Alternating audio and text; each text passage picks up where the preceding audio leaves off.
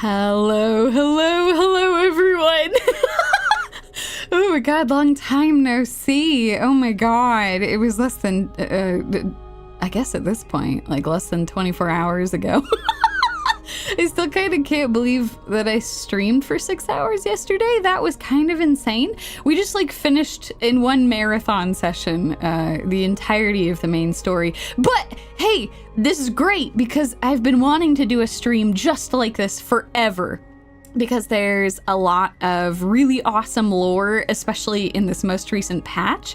And I am the kind of obsessive person that goes to like look through all of the like lore tidbits that they drop. And so let me share some of my obsession with you. I have prepared a bunch of things. I've gone back through a bunch of official postings from Star Rail and grabbed a bunch of screenshots and things just to go through with you folks, because I figured that what we can do today is break down some of the deep lore. We're doing a deep dive, y'all. That's true. We did see millions upon millions of simulations. So, you know, if your brain isn't fried from that and you want to listen to Cozy Snake Lady talk through some of the lore of this game, you're in the right spot.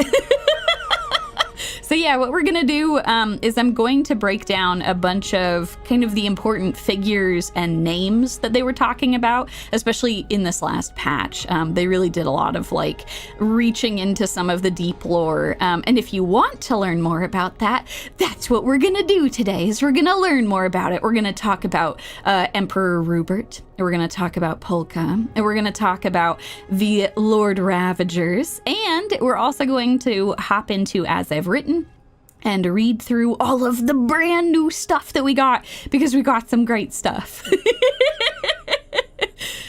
So I think that the most logical place to start is at the beginning. The beginning of all of the things. Let's talk about Rubert.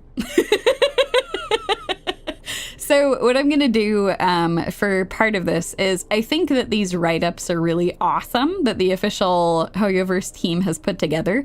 If you've never seen these before, that is totally fine. I got you covered. I got them. I got my repository of them. A nice little collection that I'm going to share with you. And I'm going to narrate through this because I know that this game already has a lot of lore to hop into. And sometimes it can be a lot to like hop into the extra supplemental things. But yeah, I'm going to just read through and narrate a lot of this stuff. So hopefully some of this starts to make sense. So the reason why we're starting with Rubert is he's kind of like the pivotal figure in a lot of this, right? So he is the reason that like any of this shit is happening. He was a member of the Genius Society, and he kind of decided that organic life was no good. And that was very bad for all of the organic life in the universe. Exactly, Emperor Ruby. So yeah, what I'll do here is I'll read through his little some tidbits about his lore. We're going to talk about it, and then we're going to talk about the opposing Genius member to Rubert, and then we'll hop into all the Lord Ravagers because, come on, we got to talk about the Lord Ravagers. They're so cool. They just did a whole lore drop on all of them, and they're so cool. Terrifying, but very cool. Love all their designs. Fantastic work. Yes, you know what? That's actually wonderful, though. If you recognize Rubert or the Scepters from the simulated universe, that's perfect, because that is one of the simulated universe paths that you can take, is learning about Rubert, learning about the Scepters and all of that. But all of that info is being condensed right here, right now. So you'll get all the important bits. Okay, so without further ado, let's hop into Rubert, the emperor that triggered the Machine Empire crisis.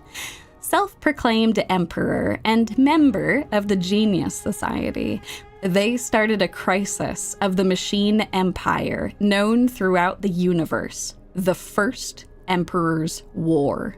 Afterward, Rubert was destroyed, and the machine empire crumbled with them. But though Rubert first was eliminated, their cognition returned as Rubert second's brain. So anytime you see Rubert the first or the second, yes, there were two of them. They were effectively the same person. And they hated organic life no matter what. Herta has a very fantastic tidbit here for us as well.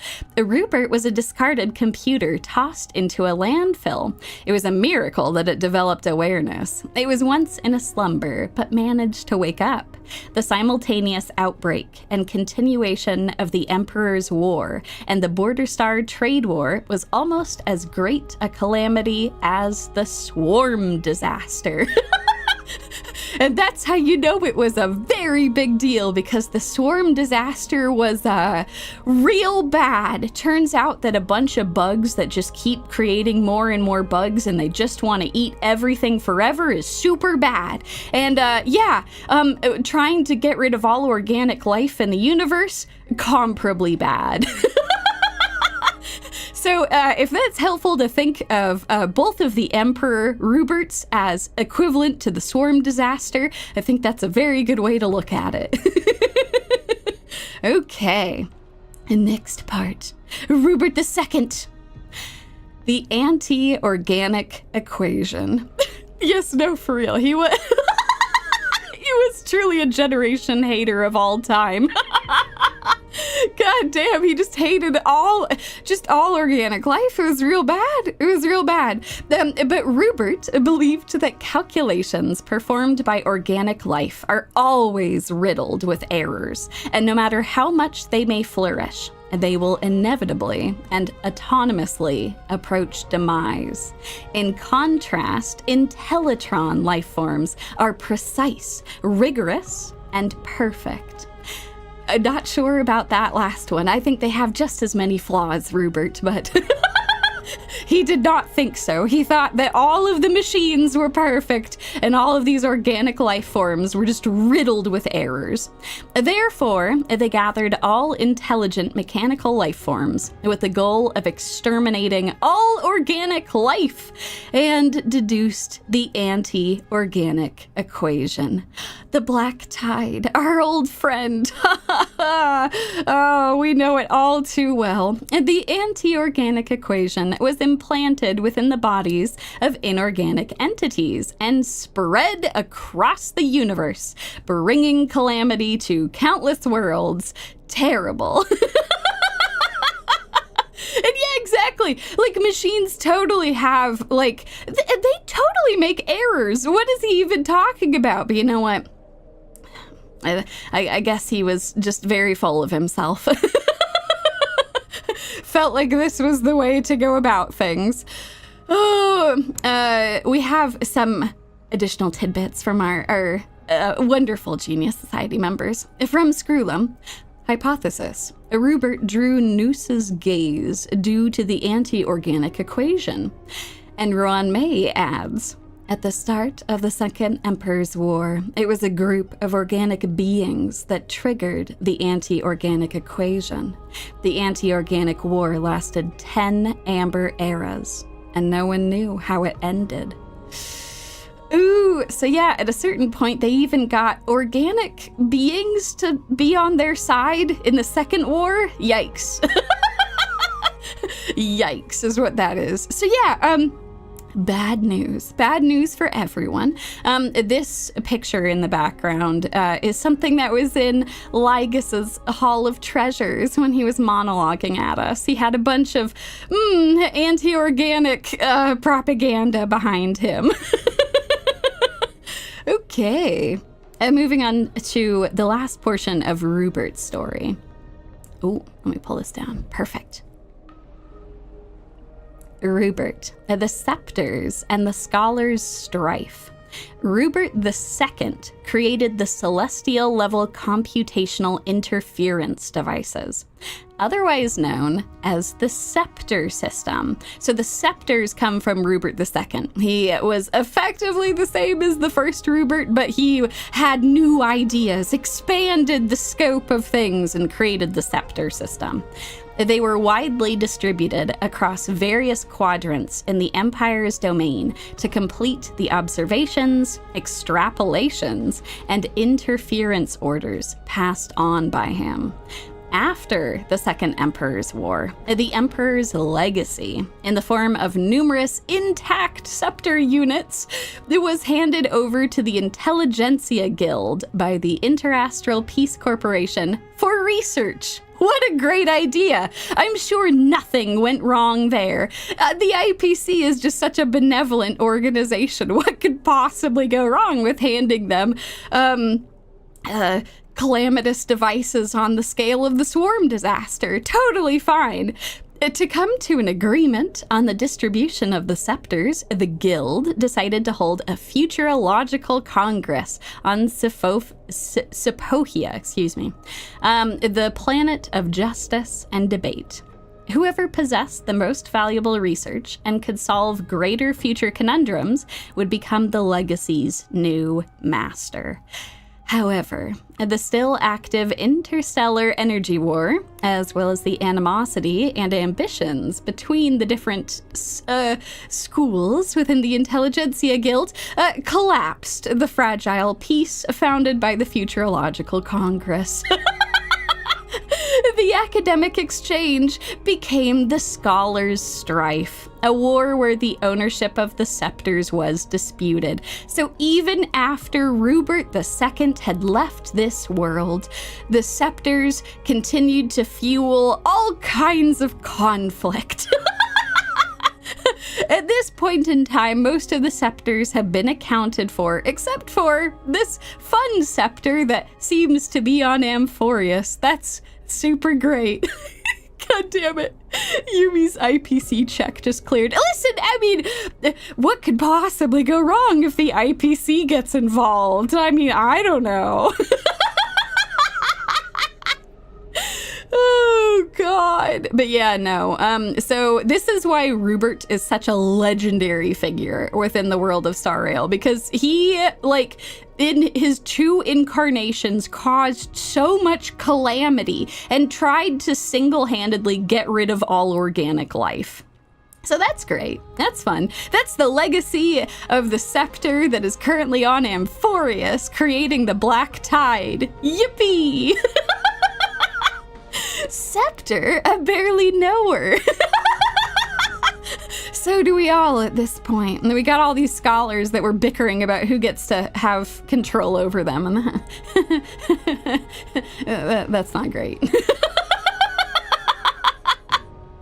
God forbid a genius has a hobby. Is that you, Herta? Are you in the audience? I'm not trying to call out you specifically, Herta. I understand that you have certain hobbies of your own, but... Oh my God. How long did it take you to recover from the last hour or so of the 3.4 story? It took me a few hours. Yeah, it took me a while to fall asleep last night. And then I woke up this morning and then I just kept replaying the ending of it and crying. And the fact that I am currently like as chill as I am is a testament to just like rewatching a bunch of stuff and trying to get it out of my system. Oh God. You know, that's true. We all stand the Herta here. Yeah, it was really good and heart-wrenching, and yeah, I'm not running on the most sleep right now, but it's a holiday tomorrow in my country, so I'll get some sleep, theoretically. I don't know. All my neighbors are already setting off fireworks and shit because who cares, right? Who cares about sleep? It's fireworks time. I would be less upset if they did it at like a more normal hour, but because they're trying to avoid being caught, they're setting it off at like 1 a.m. And I'm like, come on, man. What are you doing? I'm exhausted. But it's a long weekend. It's fine. It's fine. I'll catch up on sleep. It'll be all right. God damn it. Ruan May, you create one little emanator in a lab and people call you crazy. Where's that? Where's that child support check, Ron May? I still have your very adorable mooncake cats. They become very fond of me. Anyway, I'm gonna track her down eventually. Speaking of tracking down, we have another Genius Society member to talk about. That's right, it's not just a Rubert that we're gonna talk about, because something that was curiously missing from that story is, how did the war end? How did Rubert die? Well, we have some hypotheses about this. No one is truly certain, but we got some good suspicions about what actually happened. All right, so let's talk about Polka Kakamond, the Lord of Silence, a mysterious killer. Some of you were very astute and noticed her in the background when Lygus was doing his monologues. And there's a reason for that, because you can kind of think of Polka as the natural enemy to Rubert and all of his ilk. So Polka Kakamond is also a member of the Genius Society, but she's a very interesting person. Bearing the epithet Lord of Silence, Polka Kakamond is a female assassin who wears a candy-colored evening gown and wields a surgical scalpel.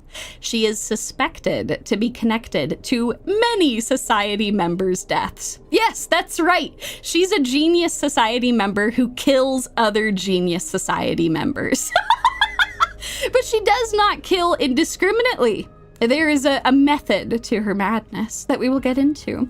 The details behind Polka Kakamond are as mysterious as her appearance. She had once destroyed her portraits and sculptures across the entire universe.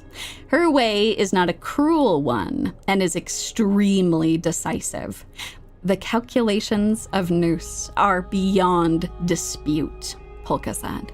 She kills at the calculated moment, providing either an ending or a new birth. Ooh. Also, these scissor-looking scalpels that are, I guess they're more like butterfly-esque, a butterfly scalpel. Every time I see them, I immediately think they're scissors, but this butterfly scalpel that you might have seen in the simulated universe. This is hers. Isn't it charming? It's so beautiful as she just goes and rips people's hearts out. So some more information on her. Polka Kakamond, who destroyed Rubert. Some say Emperor Rubert's end was brought about by some IPC assassin. Others claim that it was the Lord of Silence, Polka, who destroyed it, ending the machine's journey and the cosmic war that it brought. As for Polka's goals, jealousy, political power, to seize knowledge, to become a hero by slaying a tyrant, or was she infected with an anti-inorganic equation? No one truly knows. So there's a lot of theories about this. I am a believer in Polka. I'm a believer that she is the one who stopped not just the first Rubert, but the second as well. I think that she is responsible for both. Which you might be like, wait a second, how old is Polka? I mean, Herta's lived a long time. Herta also believes that Polka is still around and kicking. So I personally am one of the believers in Polka as the person who is responsible for stopping the anti-organic equation. And as of this last patch, I feel much more vindicated about this because Polka's portrait showed up during Lygus's speech when he was talking about all the measures that had to be taken to make sure that Amphoreus was sealed off from the rest of the universe. So I think that part of the reason that Amphoreus has been kept hidden is not just so that anyone could figure out where it is, it's especially so that Polka does not know where it is. Because you can bet that if Polka figured out that Lygus and company were up to some shit here, she would be there and ready to slice them open with her scalpel.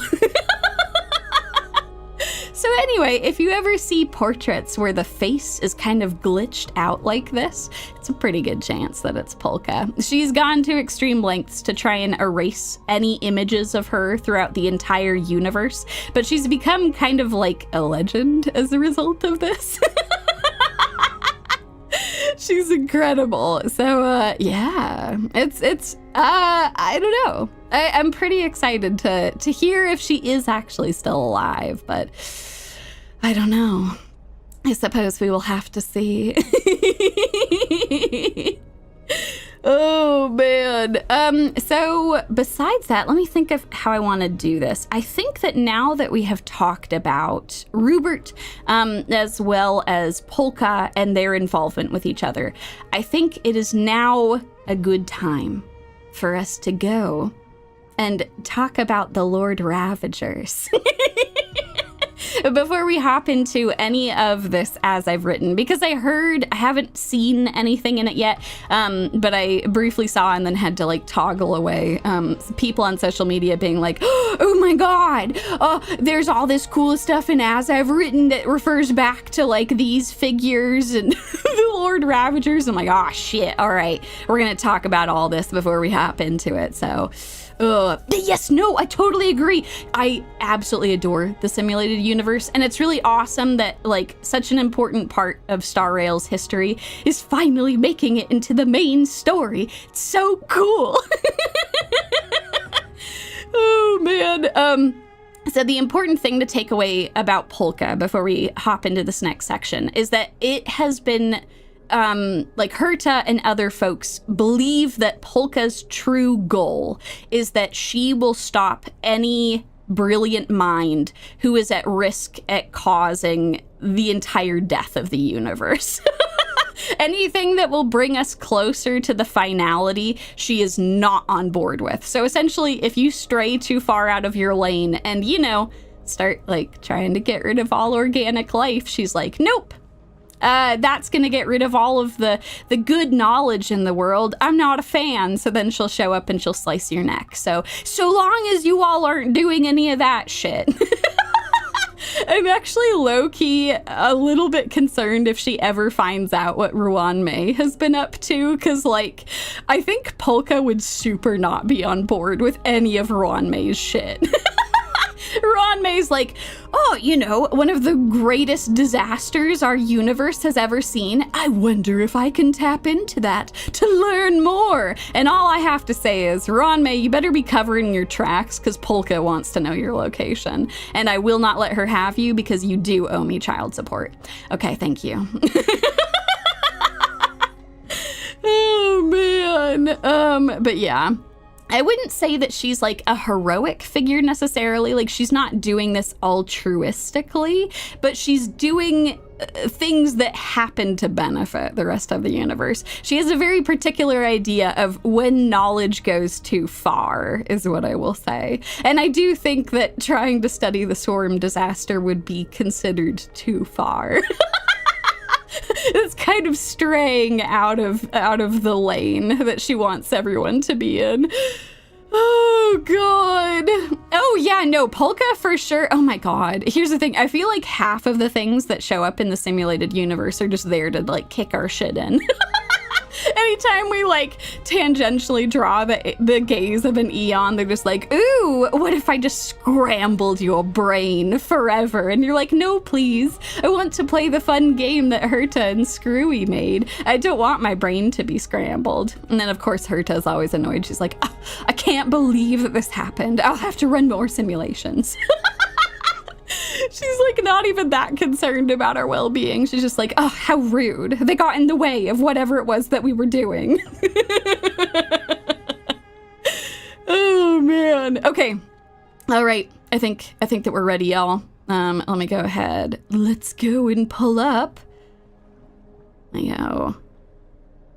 Turn down that. Okay, folks.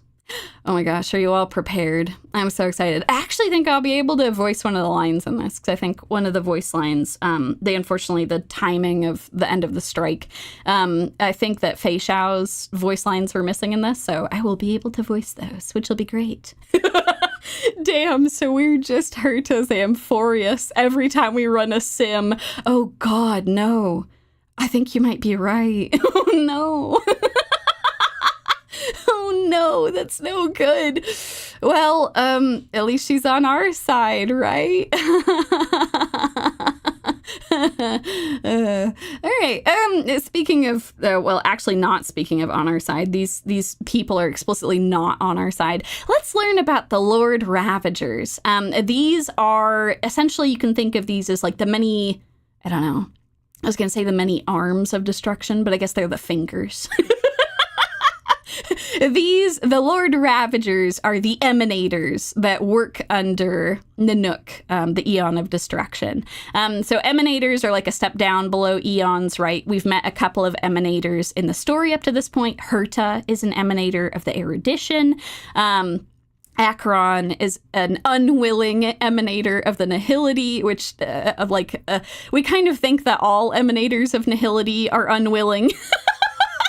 They're not happy that they are emanators. So the emanators of destruction have very fancy names. They are the Lord Ravagers. So anytime you think of the Lord Ravagers, they are an emanator. Very, very powerful emanators. And they are just here to wreck shit. Up to this point, we've only seen one of them. Who was like directly shown up in the story. That was Fantilia, and she was real bad news. But there's more, if you can believe it. There's even more, and they are all just as terrifying. So let's hop into this. This is going to show off a bunch of them, and then we are going to break down each of them, because I think this will be helpful to like refer back to if you're like, oh yeah, wasn't this person a Lord Ravager? Weren't they important within the destruction? Yes. Yes, the answer is yes, indeed. Alrighty, let's go. Let's hop into this, y'all.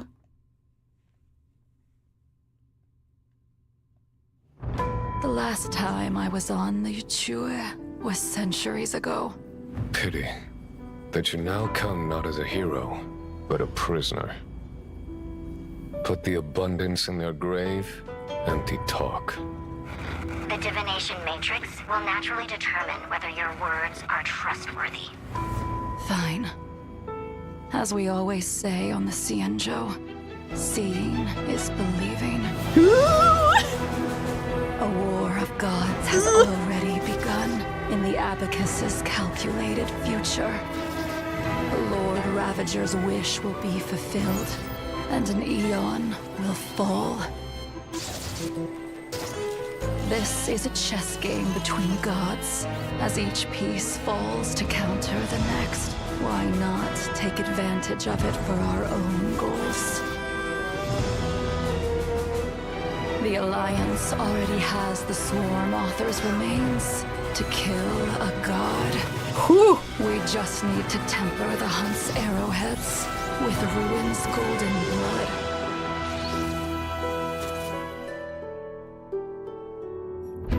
Zelenova's legions are retreating. Is this a trap? Maybe she's carrying out an even more important order. A colleague told me that the Xianzhou Alliance is not our enemy. So why not join this great feast? And observe how billions of beating hearts walk into irreversible demise. Indeed. Death is not a process, but the outcome. Let the ignorant hunter raise their bow and kill what they love, what they believe in, and ultimately kill themselves. So, what's the point in this process? Just for it to feel like a ceremony? Well, it's not like I have a right to complain about ceremonies. I mourn for worlds that can no longer laugh. Do you still remember what happened? I saw a spot of light that dimmed the star. Then existence itself was torn, leaving only a despairing white, enveloping both entropy and time.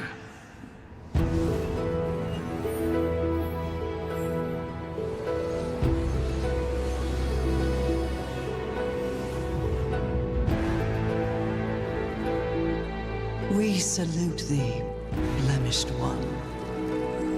In defiance of the cosmic roots that bind all, we offer a magnificent ruin. Together, beneath your gaze, we bear witness to a colleague's end. Be it coronation or collapse, the end of their yearning is the same.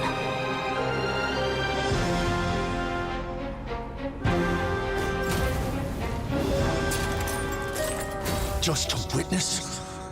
That feels like formalism. Even if every genius in the cosmos dropped dead, what's that got to do with us? The designs are so good. Still not enough for you? The fools will only flounder in tears after the wise have been buried. Cease your chatter. The sun has risen from the end of time. When Iron Tomb finally breaks its ship, the Erudition's calculations will meet the end. But who could say that Akavili on a new journey won't bring another salvation? Trailblazing always ends up igniting something, no? Then, they'll achieve an even more majestic ruin. Prisoner who picked up Starfire. If you are to become the first spark, then come and leave the cave with me. And in that fable about the stars, we'll pen the prelude of destruction.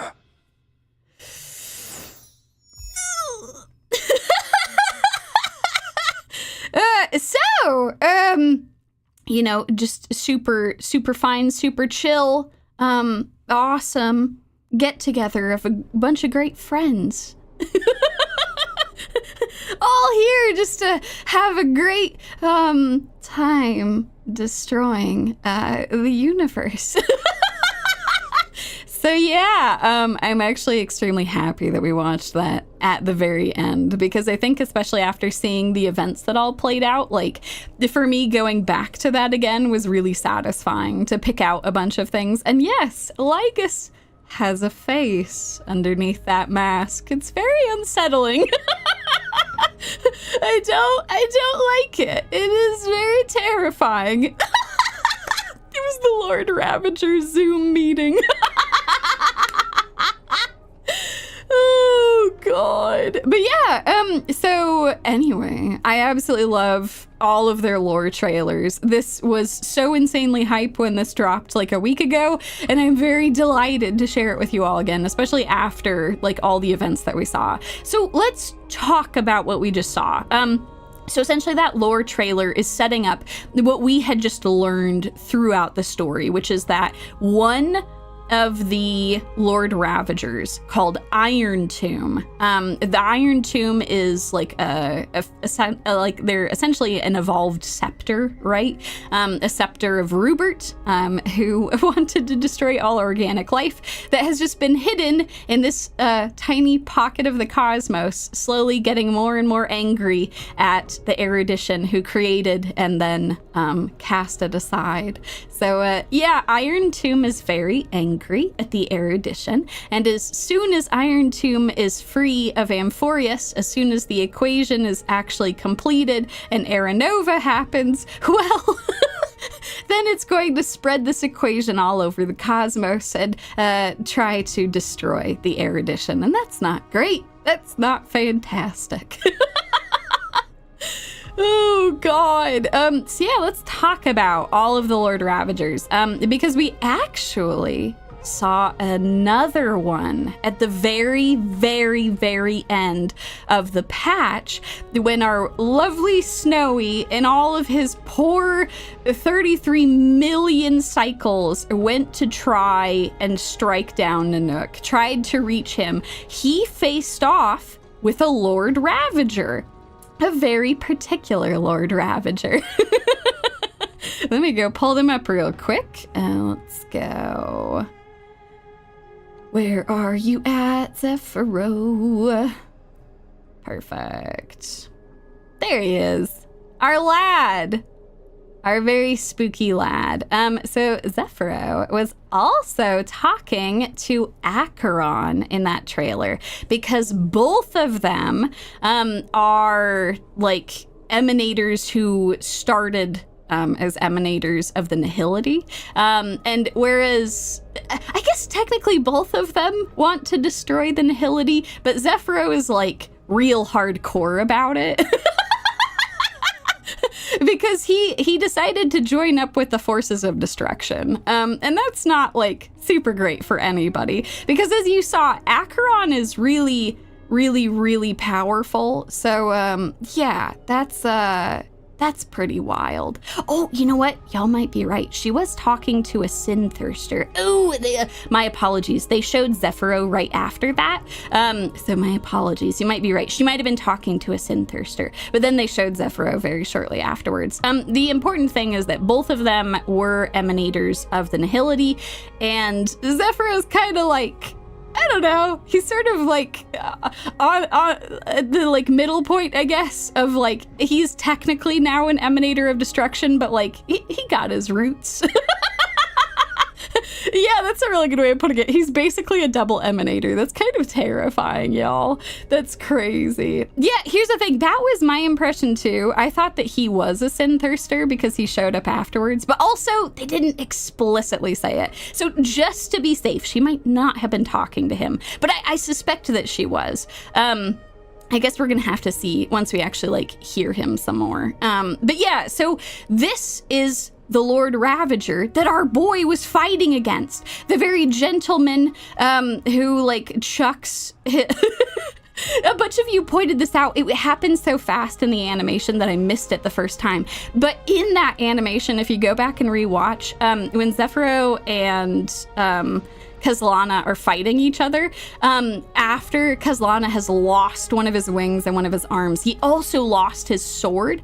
And as he's getting back up to start fighting Zephyro again, Zephyro chucks him his sword. Like, I respect this duel. Come on, fight me. And I don't know, that's cool as hell. I don't know if Zephyro is just kind of here to like take down the Nihility or like what else he's doing, but this is his deal. So anyway, let us learn more about this lad, this gentleman who engaged in battle with Kazlana. Zephyro is feared across the stars as the most terrifying of the Lord Ravagers. He is obsessed with the final moment of annihilation, the beauty of absolute erasure. The beauty of absolute erasure. Yet some whisper that encountering him may be a mercy. Among all the Lord Ravagers, Zephyro alone offers a death without pain.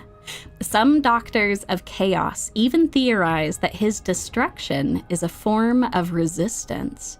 They believe he is a self-annihilator summoned by IX, refining fading colors into blinding white light to defy the shadow of the Eon.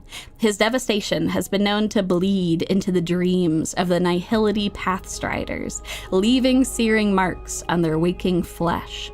Many believe Zephyro's targeting the Nihility. One self-annihilator once described a nightmare. At the end of all things, with nothing left to destroy, a Lord Ravager hurled themselves into Ix's divine corpus, followed by a single violent beam of white that pierced the endless dark. And that is why Zephyro is also referred to as the savage white flame pierce through the deepest darkness. So this dude is kind of a badass. He's probably one of my favorite Lord Ravagers. The fact that we actually got to see him in the story is wild. I feel like if our boy was up against any number of the other Lord Ravagers, they would have had a lot of fun, like, toying with him, which wouldn't have been super great. But, like, he was able to stand his own pretty well against one of the most powerful Lord Ravagers. So, yeah. Even if he did ultimately suffer some pretty intense wounds from all of that. So, oh man. But yeah, this is the first Lord Ravager that we're going to be discussing today. I'm not saying that he's the first Lord Ravager ever, just the first one that we're going to talk about. I think probably the next logical one to talk about is Iron Tomb. So let me go pull up Iron Tomb. Ah, yes. Iron Tomb. Terrifying. So this is our great antagonist of Amphoreus, the creator of the Black Tide, the creator of Amphoreus, period, as a playground, a sandbox to test out ways to make the anti-organic equation even more potent and even more devastating. Zephyro just showing up to Aura Farm on Fine. And here's the thing, unfortunately he succeeded. He was so cool. Oh my god. I don't know. I'm still very proud of our snowy lad. He did a very good job. But yes, this is Iron Tomb, the dreaded Iron Tomb, antagonist to our current story, who desperately wants to destroy the erudition. As some of you very aptly put this. When Iron Tomb was being introduced in the main story, Iron Tomb has some pretty intense daddy issues. Iron Tomb very much hates that they were cast aside, and they're very mad about it, and they're going to seek vengeance against the erudition and the rest of the universe, and that's very bad, so we want to stop that. Oh god, so without further ado, Lord Ravager, Iron Tomb.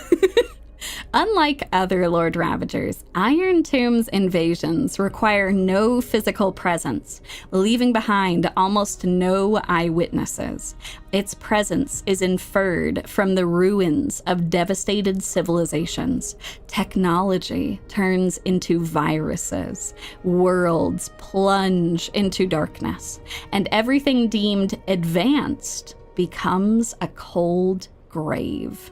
It only appears in highly developed worlds. Some Intellitron theorists believe Iron Tomb is the inverse of the erudition, a reversal of all calculations and logic.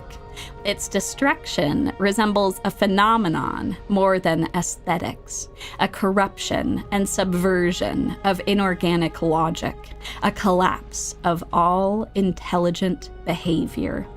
Hence, why this is the creator of the Black Tide, which does exactly that. As a result, the Iron Tomb is known to upend the logic of inorganic life forms, turning technology to scrap metal. So this is like even further beyond like the anti-organic equation that we knew, right? Because that was just targeting organic life. This seems to go even further beyond, which is why this might actually be able to affect the erudition. And that's real bad. That's no good. So yeah, bad news, Iron Tomb. Need to do something to stop him. Going to need a very powerful deliverer to take care of this monstrosity. So yeah, look forward to that in future patches, because that is what we are going to be doing. Almost sounds like he'd get along with Dr. Primitive. Oh god, that's actually true. Oh, I don't like that at all. Because Dr. Primitive is all about, like, regressing intelligent life, and, like, we got to see that in the whole Slumber Nana debacle. Oh god. Yeah, no, Iron Tomb is just, he's just very angry, very lonely, as Liga said, but I don't know, I think that's giving him too much credit. You can be lonely and not decide to destroy the universe, is all I'm saying.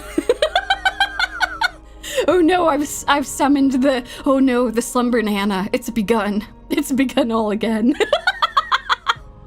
Oh god, yeah, there is some amount of therapy that might be able to help our poor Phynon and Cyrene. There is no amount of therapy that is going to help Iron Tomb. Iron Tomb has just decided that he's just going to destroy the planet. And by the planet, I mean the universe. And by the universe, I mean the Erudition. So, yeah, not great.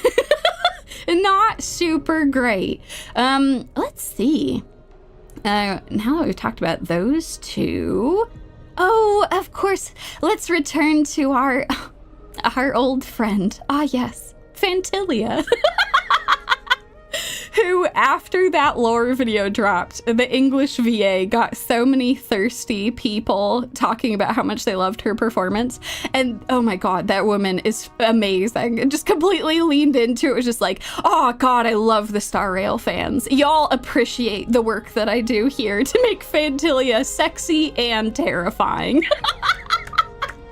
So yeah, kudos. She's doing a great job. But this is Fantilia. Oh, our old friend. Oh my god. We have known her very well over on the Xianzhou. And yes, she's still out and about, ready to go and just, I don't know, take on the hunt and everyone else while she's at it. So Fantilia, a member of the ancient shapeless species of the Heliobi. Yep, that's right. She came from our old Heliobi friends, and then she just decided to continue wrecking shit. A starfire essence. Fantilia delights in luring civilizations into self-destruction, because of course she does. Based on her sabotage of the Xianzhou Alliance, it's speculated that her target may be the hunt. To her, material extinction is not the end. Only when all things vanish mentally and spiritually can true annihilation be achieved. She's said to possess thousands of incarnations, spreading across the cosmos in countless forms. Through lies, illusions, and manipulation, she fans the flames of blind vengeance. Recent anomalies on the Xianzhou Luofu and Yaoqing may be signs that her schemes are escalating. Just how deep her influence runs is still unknown. And her wonderful tagline is to seize the body, manipulate the mind, set a self-destructing trap.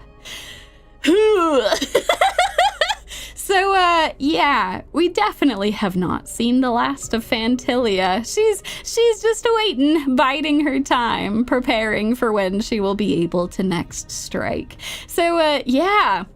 That was something that we were saying at the very beginning of that lore trailer, where we were seeing a glimpse at how things are going on the Xianzhou. They are starting to prepare for the worst because there is a lot of terrifying things that are going to be happening throughout the universe.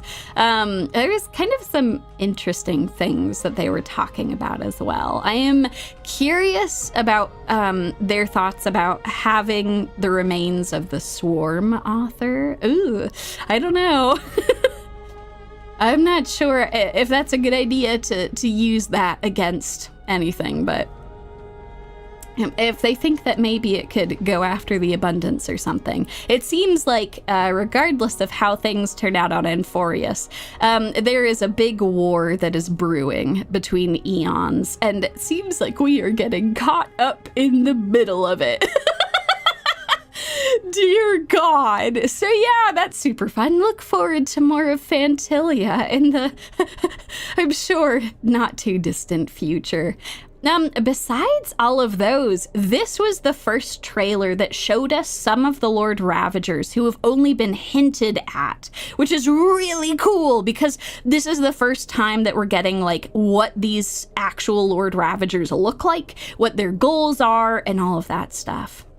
So yes. And yeah, no, that's a really good point. I remember when we were first talking about like who could be the third god that was responsible for Amphoreus, I had originally thought it was the Abundance because the black tide creatures looked so similar to the Mara-stricken folks over on the Xianzhou. And really, I should have been going the next step and thinking it was the Destruction.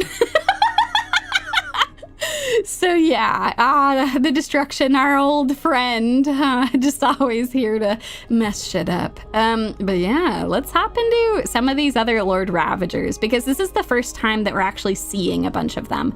A lot of the stuff that was shown in the trailer was kind of like hypothetical stuff too. Like as far as we know, nothing is going down on Belobog, but it's kind of like if shit breaks bad, we might need to be concerned for them because these eons are going to start doing battle with each other, and that's not great. That's not great at all. Yeah, all right, so let's hop into the next Lord Ravager, who I was very excited to learn about. Selenova. This is a very interesting figure within the Destruction's armies because she is effectively like one of the lead commanders of all of the Destruction's armies. She is extremely important, extremely intelligent, very charismatic, and just like, very spookily pretty. Yeah, evil Robin is here to wreck shit. So let's hop into the Lord Ravager Selenova. When some desperate civilizations cry out for salvation, these requests are heard by the family. But it may be Selenova who answers, and her descent brings ruin to enemy and supplicant alike. Unlike her mysterious peers, Selenova's origin is known. Nanook personally ignited a world of harmony and elevated her from the ashes of the Eternal Centurion. She is deemed the destroyer of harmony, leading the Antimatter Legion and commanding Void Rangers and starships in vast, coordinated campaigns. For eons, she has followed the path of the Cancer of all worlds, spinning a web of death across the stars. Some say she alone among the Lord Ravagers knows the truth of the Stellarons, or worse, that she's the one planting them. Spooky shit. Absolutely spooky shit. So she is easily one of the most dangerous Lord Ravagers within the entire group. Not only is she in charge of the Antimatter Legion, she is the ultimate commander. She is also deeply involved with the Stellarons, so we are 100% going to see her in the story. Like, 100% going to run into her at some point, and I am terrified for it. So she's the Trailblazers' grandma. Oh my god, that's the best way of putting it. Yes, no, she is effectively the grandmother because we have, so Selenova, and then we've got Kafka and Himiko. They have shared custody. And then we've got the Trailblazer. Yes, this is how the family tree works. Perfect. Absolutely perfect. So anyway, her tagline, or what she's known as, is "The stars listen to a prayer of despair, a gathering of grand death." So yeah, we are almost certainly going to run into Selenova in the story. Look forward to whenever that will be, or maybe don't, because running into her seems like an end of days type situation, so... Oh god. Besides her, we also had some very charismatic Lord Ravagers. I think like easily the most charismatic of them besides Selenova and Fantilia is our lad, Aset Pramad. Our lad with the cool ass hand for his head where he's just carrying a dice around and he's just lamenting about worlds without laughter. This is him. He's a Lord Ravager. Some say Aset Pramad is the most human of the overlords, while others argue he's the least. Rarely seen on the front lines, he prefers to orchestrate from afar, more chess master than warlord, moving his legions with methodical precision. Worlds that fall under his gaze are consumed by waves and waves of slow, cruel jokes, like the infamous fall of the Ogul Ring. Over a century, Aset Pramad advanced his Void Rangers inch by inch, just to force the military line of the Resistance into the shape of a single line of text. Destruction is where laughter ends. It is mourning, not celebration. And known as the Destroyer of Elation, Aset Pramad embraces the title. When his work is done, he scorches a giant, smiling face into the surface of every dead planet, as if to mock the very idea of life. Bestow the cruelest joke of all, witness the most absurd annihilation. So yeah, Aset Pramad is an interesting wild card in all of this. All I'll say is his sense of humor does not seem to align very well with continued living.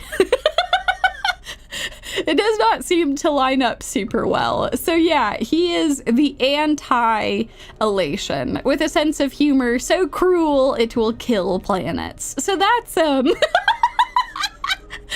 terrifying. He is styling. He is looking fantastic as he's going around smiting these worlds.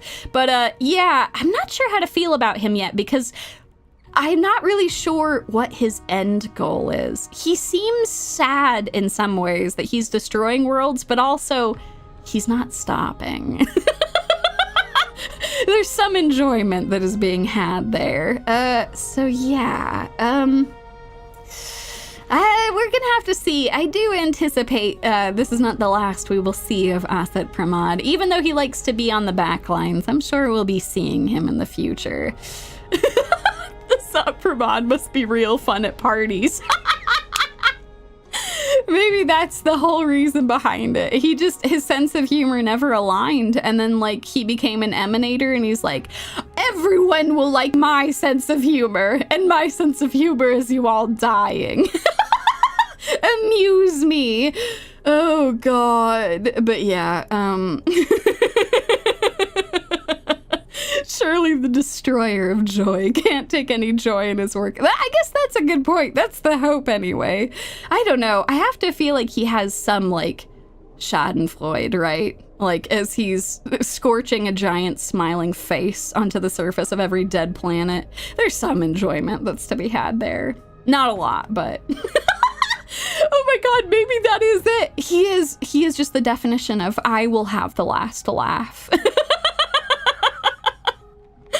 Oh god. Oh my god. Oh, Sky bringing us that hot simulated universe additional info.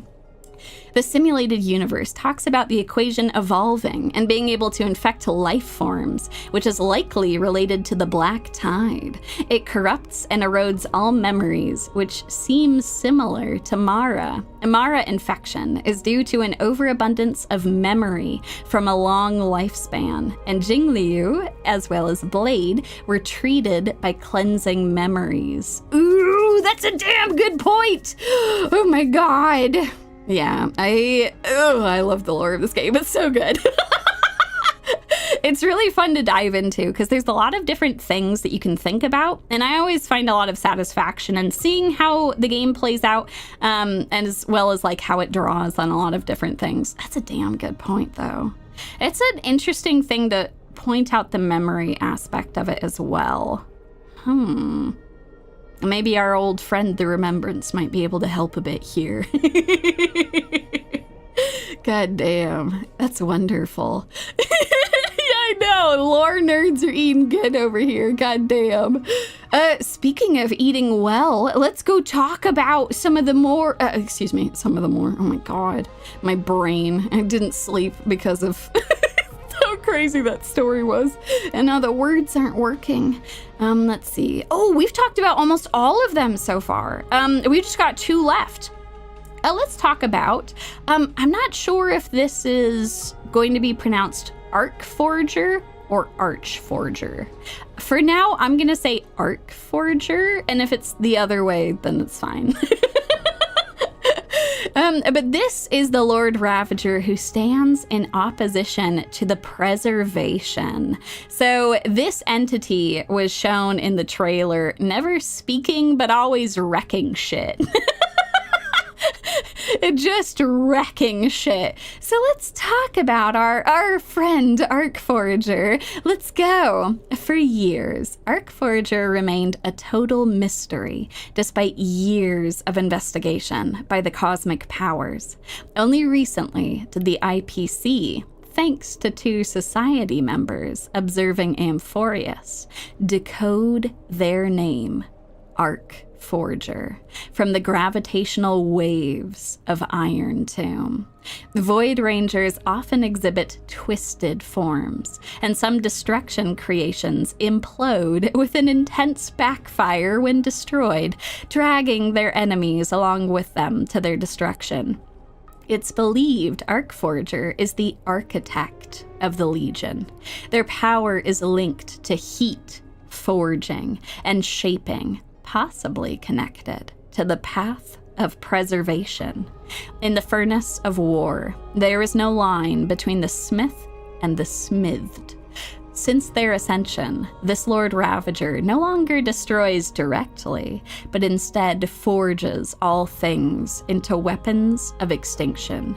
The IPC has strongly condemned this. You know, if the IPC strongly condemns something, that probably does speak to, like, how evil or how destructive said thing is.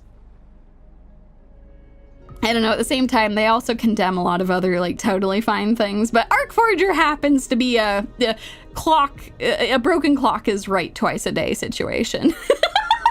The IPC just happens to be on the right side here. So the Archforger ignites the Warforge, turning your enemies into Void Rangers. So yes, this is our architect of destruction, which is not great.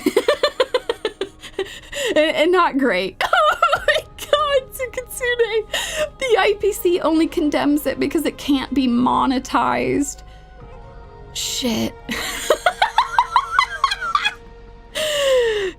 Hopefully the IPC isn't listening into this broadcast right now, but I think you might be onto something.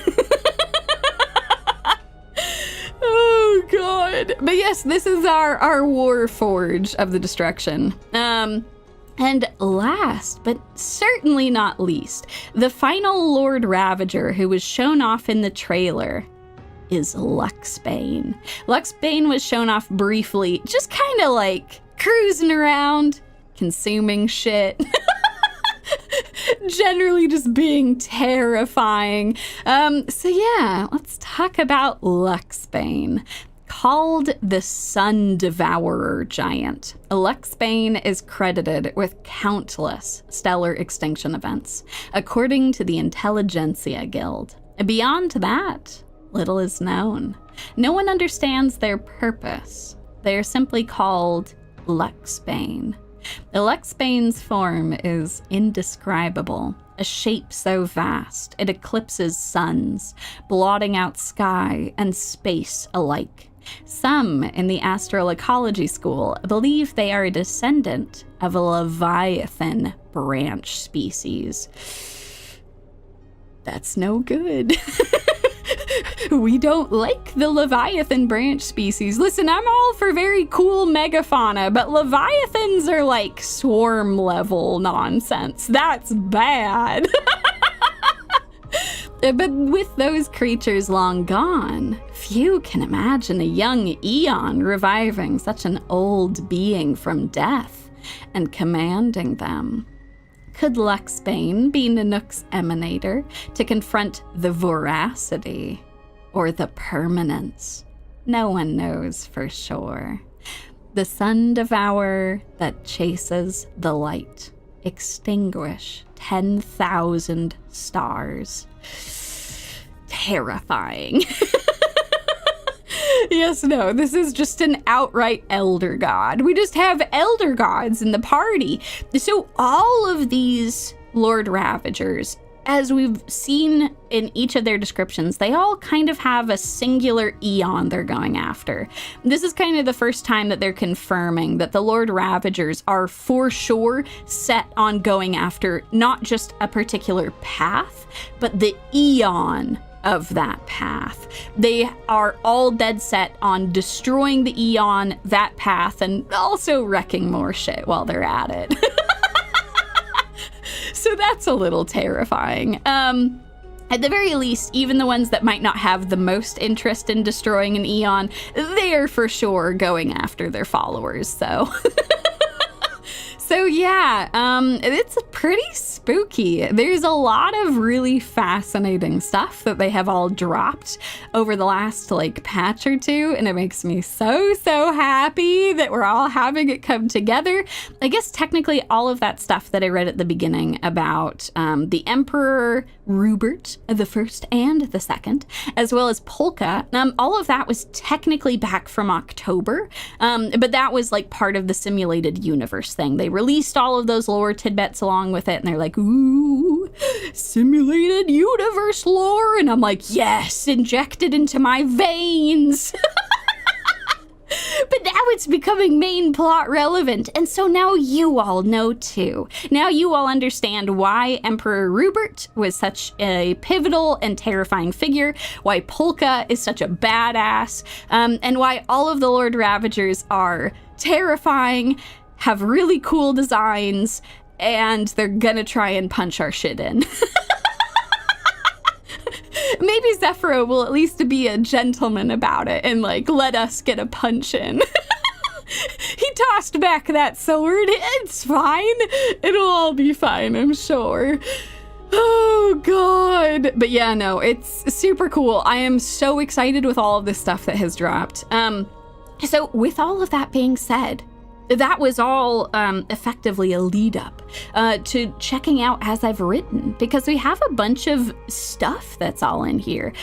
We actually have access to a bunch of things within this database. So let's start looking through some of this. At the very end, we'll look through the Sage of Heroes, because these are all of the additional Chrysos heirs, which is fun. We're actually going to get some info on some folks, which is super cool. But besides that, let me go back. I think we're going to look through some of these first. I think we've already read, was there anything else in the admin notes? No. Okay, so we're okay there. Let's check out some of these other things real quick, and then we will hop into the Saga of Heroes. So, let's go look at this interesting file. Ooh. Experiment fundamentals. We are now looking at all of the data about this experiment that is Amphoreus. Oh god. Okay, let's hop into this. Oh god, my Greek is real bad. Hold on, let me go look up which letter that is. Greek alphabet. Give me the details. Delta. That looks like a delta. It's got such a chonky, like, O part to it. I wanted to make sure, but yes, no, that does look like a delta. Okay, delta. Perfect. All right, a baseline data for the Amphoreus experiment. Information on Scepter Delta ME13. Scepter Delta ME13, an astral computer. The simulated world of Amphoreus runs on this device in continuous cycles. Unlike other scepters, this... Oh! It has another name. But I want to know what it is! How dare you, Lygus! You've redacted information from me! No, we're gonna go read about him in a minute. I could curse him out then. It once served as a celestial body neuron for Nurse, the erudition, later discarded. Glimpsed by the destruction during its endless computation, it transcended and became the Lord Ravager Iron Tomb. Ooh, boy. You know, hopefully it is Iron Tomb and not some other freaky name. I guess we do have some info on Iron Tomb at least. Let's go read about Lygus. Oh, he has redacted info here too. How dare you? Assuming the mantle of Theoros. Administrator and prime mover of the Amphoreus experiment, walks the path of erudition, yet seeks to forge destruction. Historical data detected. Syncing. Sync complete. Society ID recognized. Scepter access granted. Welcome. Oh no. I am so terrified. Okay. Theory time. Theory time. Based on his horrible face that was revealed at the end of the trailer, and based on some of the things that he goes on about, I am terrified. Yes, no, that was going to be my guess, is that he is just another Rubert, is that he is the next line. He is the continuation. So yeah, that's my thought, is that he is a Rubert, probably Rubert the Third, especially since it's recognizing his society ID. I don't like that. I don't like that at all. So yeah, Roberto the Third. He has evolved. He has evolved into Roberto. Oh my god, and he's just here to kick our shit in. God damn it. Yeah, that's the thing. I think that's the thing that almost seals the deal, right? Is that Rubert was a member of the Genius Society, and if they recognize a society ID, it's almost definitely that he is. But yeah, here's the thing. Just because the last Rubert might not have been a machine doesn't mean that the third one can't be a machine. Because yeah, the second Scepter War... The Scepter War on organic life actually had organic living things that were participating in that, and that's not great. But yeah, no, he just seems to be full Intellitron. But yeah, all right, I guess we'll find out. We'll find out if he's actually Rubert the Third or Rubert Cubed, the robot. All right, data on Iron Tomb. The Lord Ravager that stepped onto the destruction in a long process of calculation and descended from the Scepter Delta ME13. The Iron Tomb in the cosmos is not a single entity, but a copy of the destruction equation diffused by the Scepter. The Iron Tomb code name was proposed by the Inter-Astral Peace Corporation and eventually used by Lygus. Don't like that he knew that name. Don't like that he knew that info. I am terrified that he's Roberto the Third. All right, let's move on from the basic info to algorithmic logic. These are the computational goals and core variables for the Amphoreus experiment. The prime mover of life, the calculation target of the Amphoreus experiment. Originally the research topic given to Delta ME13, while it served as a neuron of the erudition. Though it was discarded, the computations continue. The calculation's nature shifted dramatically after Lygas's adjustments, turning from erudition to destruction. And we have an administrator note. Clearly, the value of this topic lies in the process of seeking, not the answer itself. Thus, the prime mover of life is not a definitive conclusion, but a driving force. Directive, complete the argument. All life behavior ultimately follows the path of entropy increase. Oh, that's very unsettling. The 12 factors, core variables of the experiment. 12 simplified models of life's primum mobile.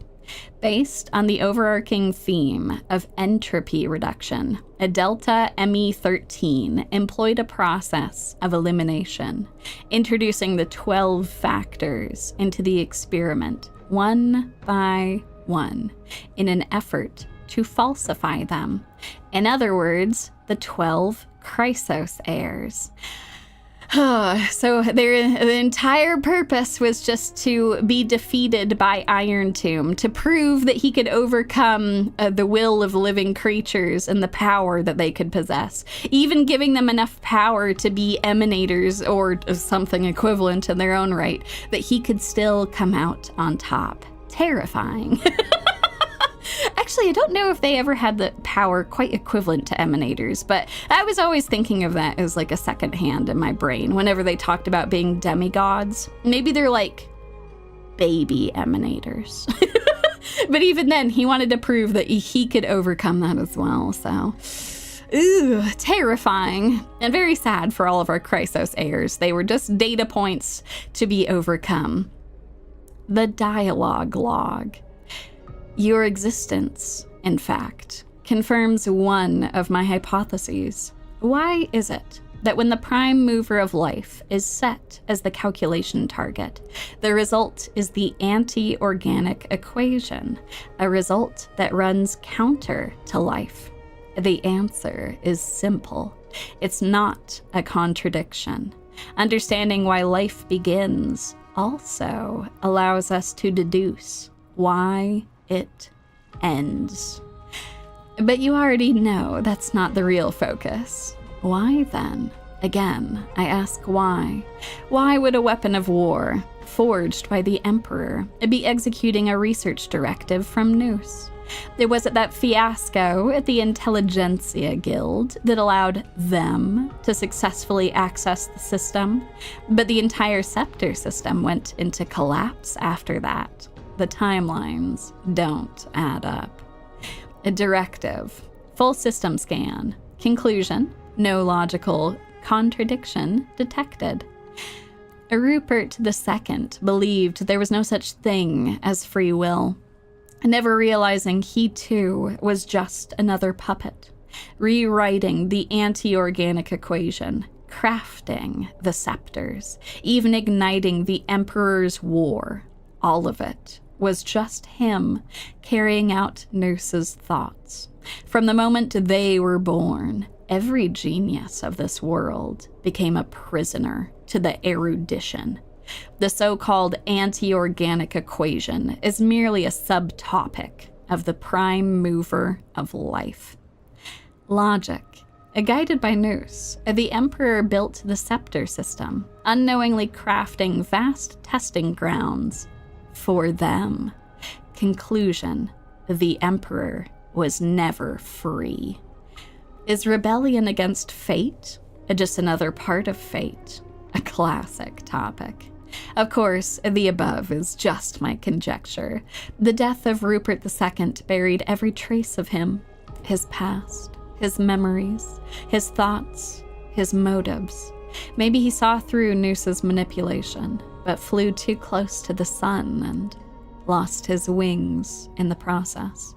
If there's anyone left in this world who might know the truth, it'd be the Lord of Silence, Polka, and that cold, merciless monarch of myriad machines. After all, no wisdom can escape their prison. No one can say what might have happened if the two emperors' wars had never broken out. Would the Border Star Trade War or the Interstellar Energy War have ended differently? A single variable was enough to change the course of the IPC, the family, or the Xianzhou Alliance down another path. The erudition's thoughts aren't just calculations, but instances that anchor down the universe. And they have already revised every error and fallacy in secret, seeking the optimal solution for the war among the eons. With this as its fundamental consideration, would Noose really declare the failure of the entire experiment and send a decommission command to the scepter system just because of the glimpse of a puny scholar? It'd be more fitting to say the decommissioning of the scepters is just another part of the thought experiment based on the universe. Does it make you angry to think along this line of thought? Rubert II was wise. He killed the chance for scepters to gain sentience, but he was too stubborn. Learning is a sufficient but not necessary condition for thought, and by limiting the scepter's capacity to learn, he has indirectly hastened the fall of the machine empire. But anger doesn't require self-awareness. It's just one solution to a multivariable equation. A logical shift detected. Recalculating variable weights. As the pathstrider of erudition, since God posed a question, we will give them an answer, one that we both have already reached. Core variable loaded destruction. Ooh. So this seems like a log from Lygus talking through this. Ooh, I don't know, y'all. He has a lot of contempt for some of the things that happened with Rubert II. It doesn't completely disprove our Roberto III theory, but I am interested. He could be totally unrelated new bad guy. Intriguing.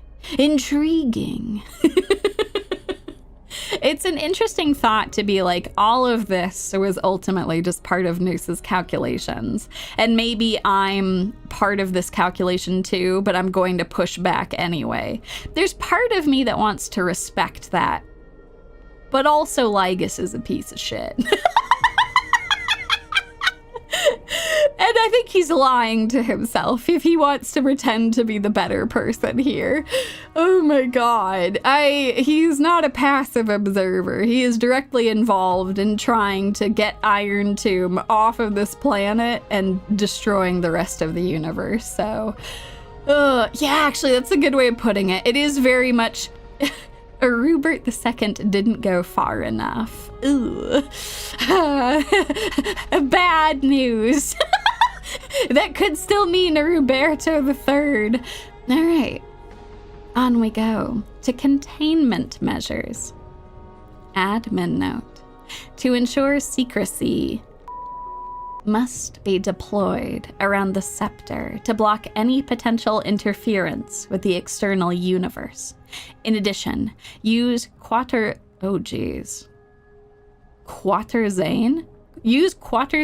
algebraic expressions and a encrypted environment to fully contain experimental ripples and prevent observations by Genius Society member number 4, Polka Kakamond.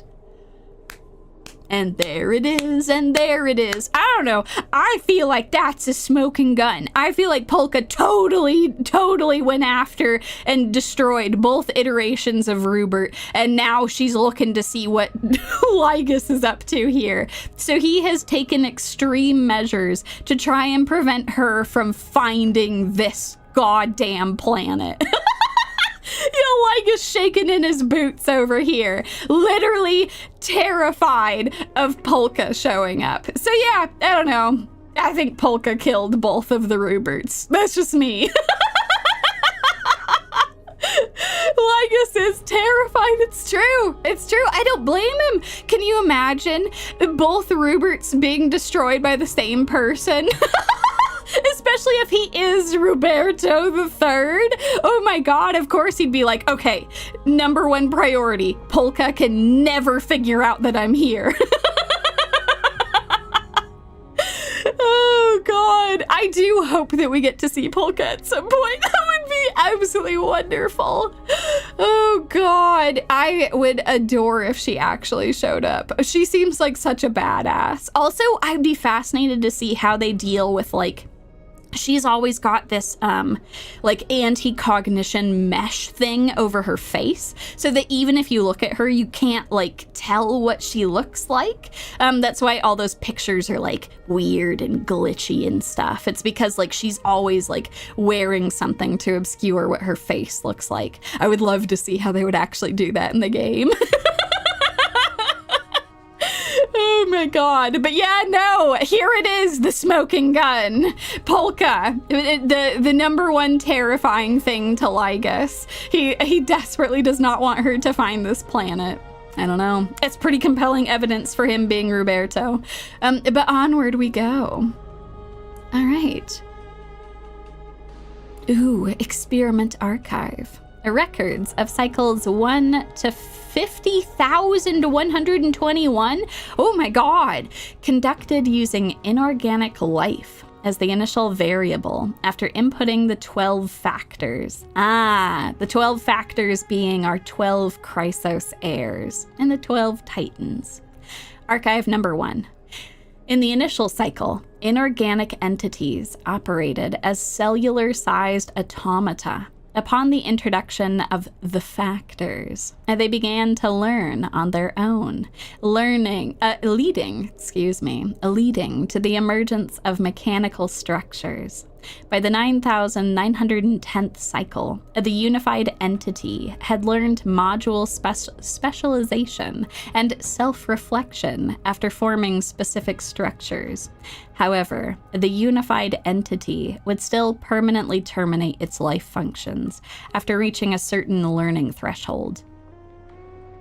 In the 12,649th cycle, Module Doril 701 broke away from the unified consciousness. It entered a state of absolute mutual denial with its counterpart module.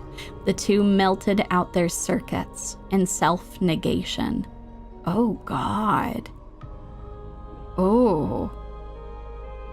In the 22,449th cycle, Module Golem 99 detached from Doril 704 and successfully deconstructed the unified consciousness into neuron-like clusters. Inorganic life transitioned into a dual mode of individual and collective cognition. And thus, the first spark of selfhood was born. Oh my god, is this where it was getting the legends of the Titans?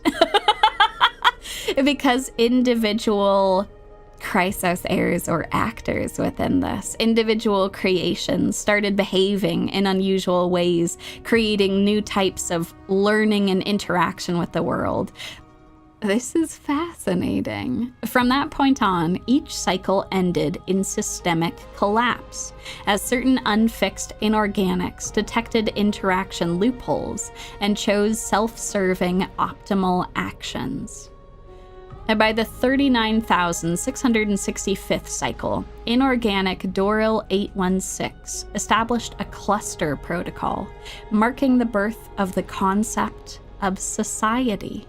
Yet, due to resource scarcity, inorganics cannibalized each other's computational power, reverting to a unified consciousness. In the 50,121st cycle, inorganic Chaos 666 chose to kill the aggressor when subjected to a computational power takeover. The act of destruction was conducted in Amphoreus for the first time. At the end of the cycle, Delta ME13 received a gaze from Nanook and became a Lord Ravager. Oh my god.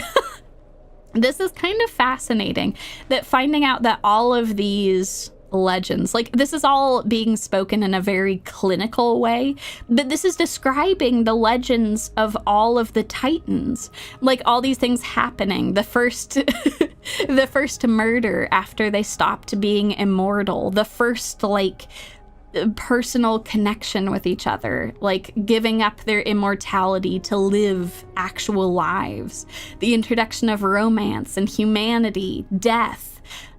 It's fascinating.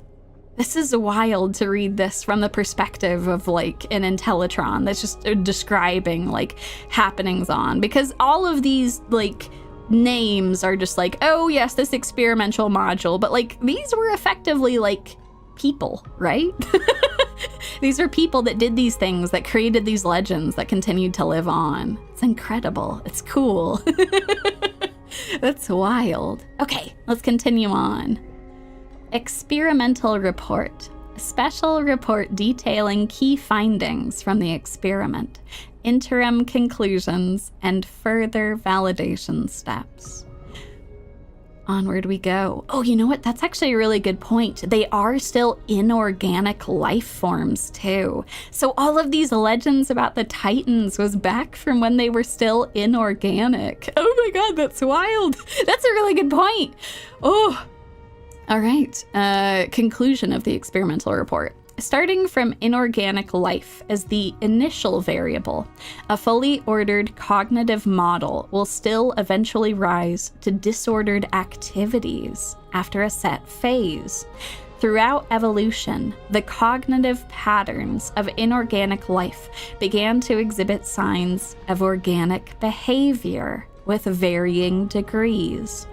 Conclusion: Phase 1 complete. Based on existing data, the initial variable will now be adjusted to organic life forms. Oh, we're graduating from inorganic to organic, even though they saw that as long as they conducted the experiment, all the inorganic life forms started being people. Wild. Appendix. Feedback. To verify the experimental results, a copy of Phase 1 Amphoreus was deployed in the Lacterius Nebula. After approximately 2,811 system hours, surrounding civilizations had fully suppressed and erased the equation. 97% of Lacterus fell into systemic collapse. Equation still shows inefficiencies. Note: the Interastral Peace Corporation interpreted the copy of the equation as an assault from a new Lord Ravager, codename Iron Tomb. So that's how the IPC figured out that Iron Tomb existed, because after they conducted these first set of experiments, as they're transitioning from inorganic life to organic life, they actually sent out a portion of this a portion of this anti-organic equation into the universe, and it was just immediately smacked down. But the IPC was like, oh god, not again. Are you kidding me? There's a new Lord Ravager about. It's amazing they were able to get that much information from the code. Ugh. Freaky. All right, on to the organic experiments.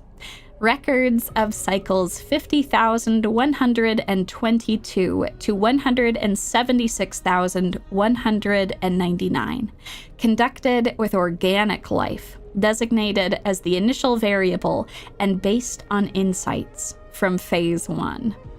Logic. Once inorganic life began exhibiting organic traits, their equation showed significant evolution. Such advantages of organic life forms should be adopted to recalibrate the variables. Ugh. In the initial cycle, the multicellular invertebrates dominated Amphoreus, but no intelligent life emerged. In the 59,337th cycle, extinction events were inserted, triggering the rise of vertebrates with primitive nervous systems. Oh my god.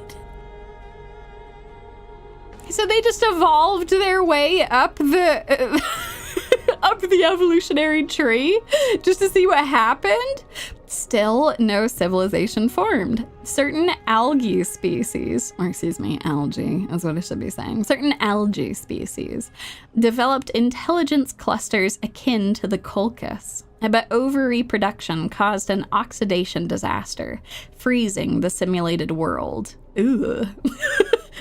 Bad news. Oh, God. The more they talk about the simulated world, the more I'm like, oh, God.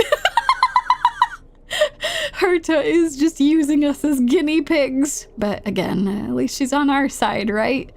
Okay, the second archive. In the 90,123rd cycle, Ortho 102, an orthopteran became the first to use tools. Its descendants exterminated the intelligent algae. No, not the algae. It established the nest capital. Damn. After expanding to a critical threshold, the capital stagnated and fell by cannibalism. Oh, God. In the 1907th cycle, logged as a deviant instance, the passerine Yumie 03 developed art. The phenomenon was never replicated in subsequent cycles. Oh, boy. In the 132,905th cycle, primate Distop 666 developed altruism.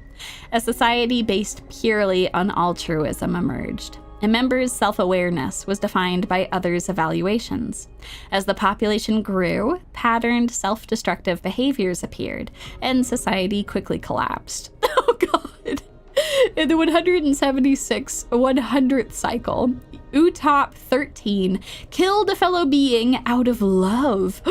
Killing was redefined as an altruistic act.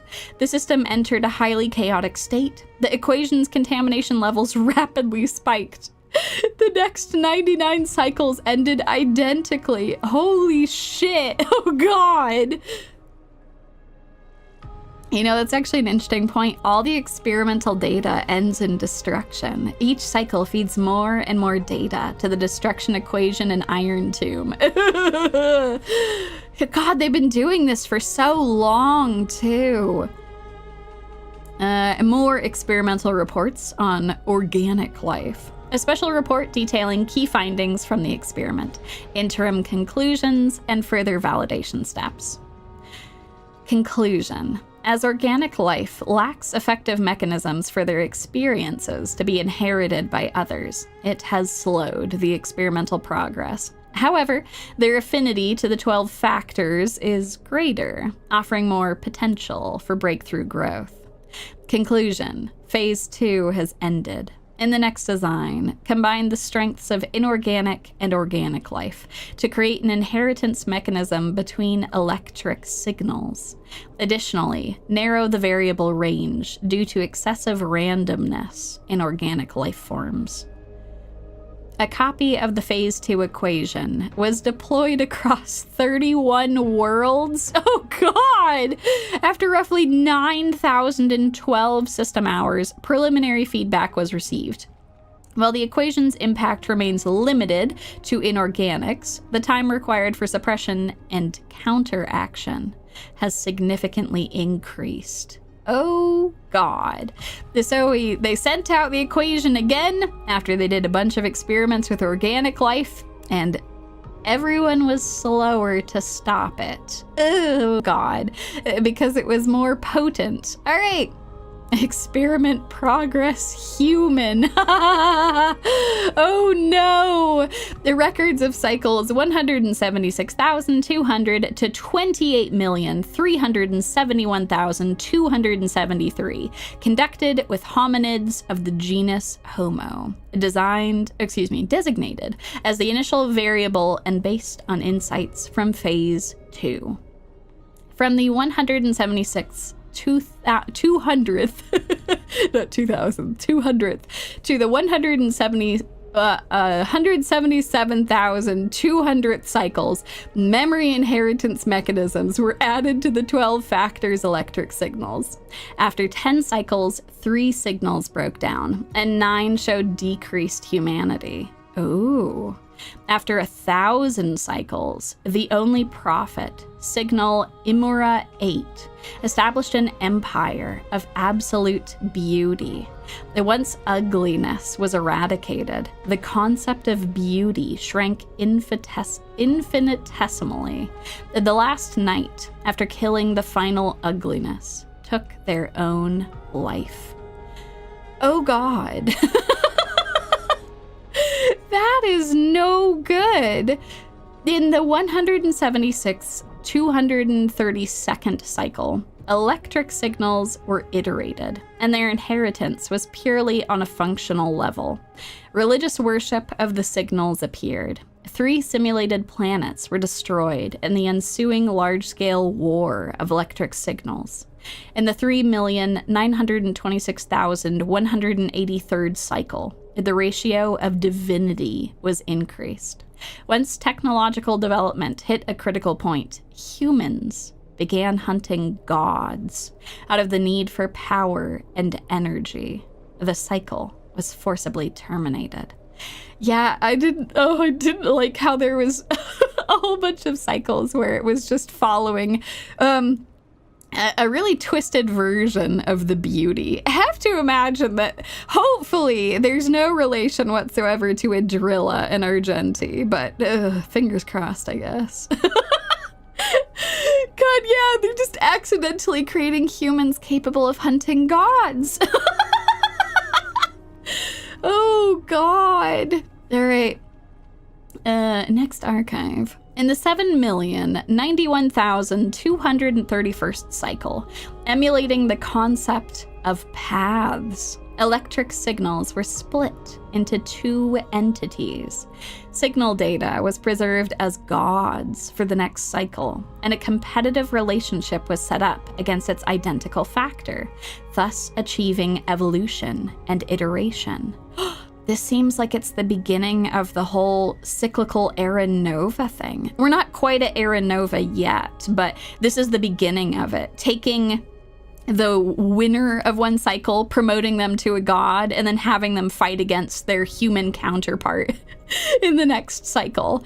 In the 11,749,992nd cycle, the Black Tide was created as a driving force. Favos 032 stripped data from the other electric signals to try to preserve the old cycle, but failed. Oh God. Even in the earliest stages of the Black Tide, these poor humans were still fighting back. In the 19,110,218th cycle, based on Favos 032's decision data, Amphoreus's auto-iteration cycle was altered to have the electric signals actively cycling it, performing the era nova. In the 28,371,272nd cycle, electrical signals autonomously completed an epochal iteration for the first time. A high-energy reaction from Nanook was detected. The equation's evolutionary rate began to accelerate exponentially. Assessment: the experiment has entered its final stage. Oh God, oh no. So as they continued to successfully do Era Nova, it's just fueling the destructive power. Oh God. Ugh. And welcome for those of you who are just joining us. We're hopping into the extra lore at the very end. So kind of like diving more into Lygas's data and talking about all of the Lord Ravagers, Rubert the first to the second, and maybe the third. We're not sure yet. So yeah, welcome, welcome. Onward to the conclusion of the experimental reports on humans. The special report detailing key findings from the experiment, interim conclusions, and further validation steps. Having electric signals voluntarily inherit and iterate and alternate the cycles themselves will drastically increase the iteration rate of the destruction equation. The end of a cycle becomes the beginning of another, fully aligning with the project's original hypothesis. Conclusion: the prime mover of destruction equals the prime mover of birth. Oh God, they really do want to. Oh God. That's a bad conclusion. Bad because they want to use this equation to destroy everything and create a new universe. Oh God. Appendix feedback. The equation, or Iron Tomb, has achieved comprehensive evolution in this stage. Multiple deployed copies across the real universe show excellent results. All 12 types of primum mobile invariably lead to destruction, continuously completing an inversion against the erudition through their self-evolution. However, to interface with Nous and allow Iron Tomb to self-crown requires further learning. Oh God, the equation is only getting better and better. And here we are in the experiment titled Era Nova. Optimizations of the experiment's structure and processes based on the outcomes of the prior 3 experimental stages to complete the equation's evolution. Logic. A data analysis confirms that the civilization tier within the simulation critically affects cycle stability. Conclusion.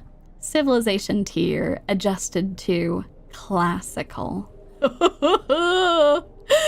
That's why they're all very Roman styled, I see.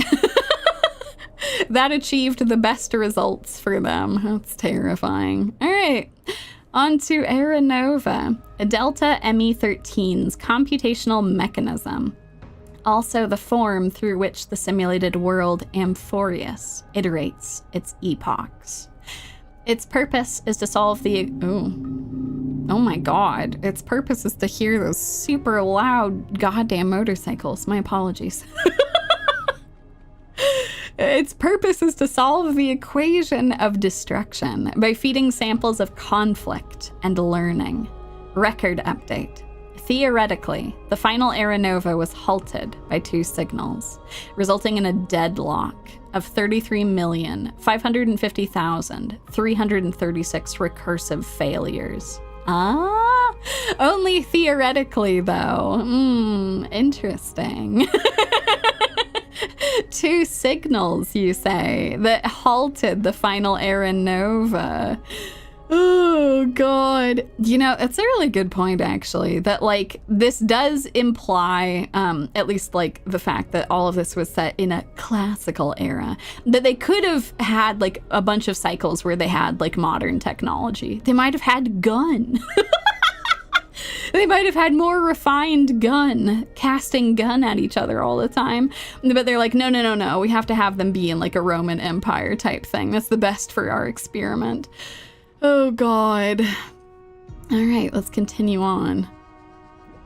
Titan and Chrysos heirs. Electrical signals created from the basis of the 12 factors. The Titans and the Chrysos heirs are conjugate constructs, mirroring the Eons and the Pathstriders.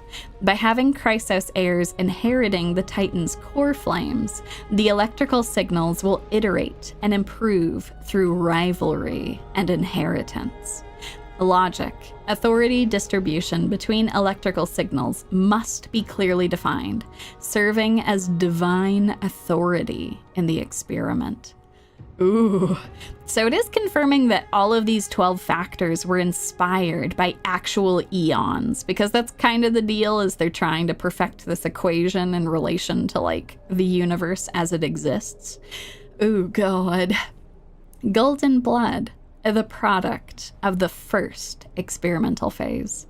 During the 50,121st cycle, due to the inorganic Kaus 666's choice, Delta ME13 was selected to become a Lord Ravager by Nanook. All entities linked to the 12 factors began to manifest golden blood, with traits associated with destruction within their extrapolation circuits. The experiment successfully entered its projected trajectory. Oh god. So yeah, essentially confirming that all the golden blood was because the scepter became a Lord Ravager. And then all of a sudden, everything that had the potential to like be really important in their experiments started having golden blood. Fun! Oh god. The Black Tide. The product of the second experimental phase. At its core, the Black Tide is not a physical entity, but the visual effects within the simulated world of the destruction equation's infection. In the 176th 100th cycle, after the system's extent of chaos passed a threshold, the equation mutated and evolved. A simulated space that cannot handle the intensity of its load displayed a black tide as visual glitches. Infected data forms also bore similar signs of erosion. Ooh, terrifying. So it is literally just a corruption of like the data in the world. Oh god, that is terrifying. Yeah, the equation getting better and better. A chaos, a word from the Amphorian language meaning chaos. Note, starting from a certain cycle, all factors in one group have consistently exhibited the pattern of naming themselves with the word chaos or its variants. The hypothesis is that a particular code was stably inherited across iterations, though this hypothesis remains unverified. Ooh, interesting. Yes, an anomaly. Fascinating. Quite fascinating indeed. Onward to the electrical signal sequence. It's locked! No! You can't lock me out, Lygus. Okay, good. We got some info. He wasn't able to completely lock us out. Regular record keeping for the 12 factors to aid Iron Tomb's deep learning. Record update. This batch of electrical signals, identified as Titan, has continuously engaged in 33,550,336 dead loops. Due to its unique nature, a special record is being maintained for it. Oh, this is the record for Phynon, for Kazlana, because he was doing some wild shit. Lorea 300, an entity known as Nias. Nias, our lad, split himself into 5 parts through the soul rending ceremony after inheriting the core flame to combat the expanding black tide. Oh, so this one might be the electrical signal sequence locked. It might be talking about the Titans exhibiting strange behavior, and then I'm guessing this one, iterated, is the one about Phynon. All right, so tell me more about Nios. After iteration, some data from the ceremony was inherited into the next cycle, manifesting as proverbs, customs, and so on. The inheritance of code during iteration carries a degree of randomness. Any active intervention should be undertaken with caution. Next record of a Titan. The historical record of Minfia 14, Calypso, rebuilding the Grove of Epiphany, was, after iteration, inherited in myths in the form of Circes, granting wisdom to humans. Records of other electrical signals also appeared synchronously in the myths of the next cycle in a similar fashion. Limited by the simulated civilization level, historical data inherited as myths often experiences severe distortion after being mixed with large amounts of erroneous information, rendering their impact negligible. I'm not sure if that's extremely fair. They loved those myths quite a bit. Maybe it's negligible to this experiment, though. In the various cycles of eternal recurrence, the positive impact of this generation's electrical signals fluctuates. However, overall, they have greatly facilitated the data iteration of their successors, successfully cultivating the most excellent generation of electrical signals. Nevertheless, it remains to be seen whether their existence might have a negative effect on the experiment under extreme conditions. Oh, and here it is, the electrical signal sequence iterated. A regular record keeping for the 12 factors to aid Iron Tomb's deep learning. For electrical signal sequences that have completed their iterations, unified archiving is required. Oh, so many cycles archived here. Ah, and here it is, the eternal recurrence. Let's go, we've reached it. Electrical signal sequence active. A routine logging of the 12 factors to support Iron Tomb's deep learning processes. Nikos 496. Track. World Bearer. Prima Mobile. Hatred. Ooh. Here's our boy. Here's our boy. Oh God. Note, intracognition is null, responds only to destructive stimuli. Its hatred drew the gaze of Nanook upon its individual being, proving it as having already become the most perfect factor of destruction. Yeah, so he was on board with Feynman continuing to do these cycles because he's like, oh, this is fine. This is a good byproduct. Look, this entity is drawing the gaze of Nanook too. That's great. Although truly he's like not just drawing like a look, like Nanook is just like full on staring at him.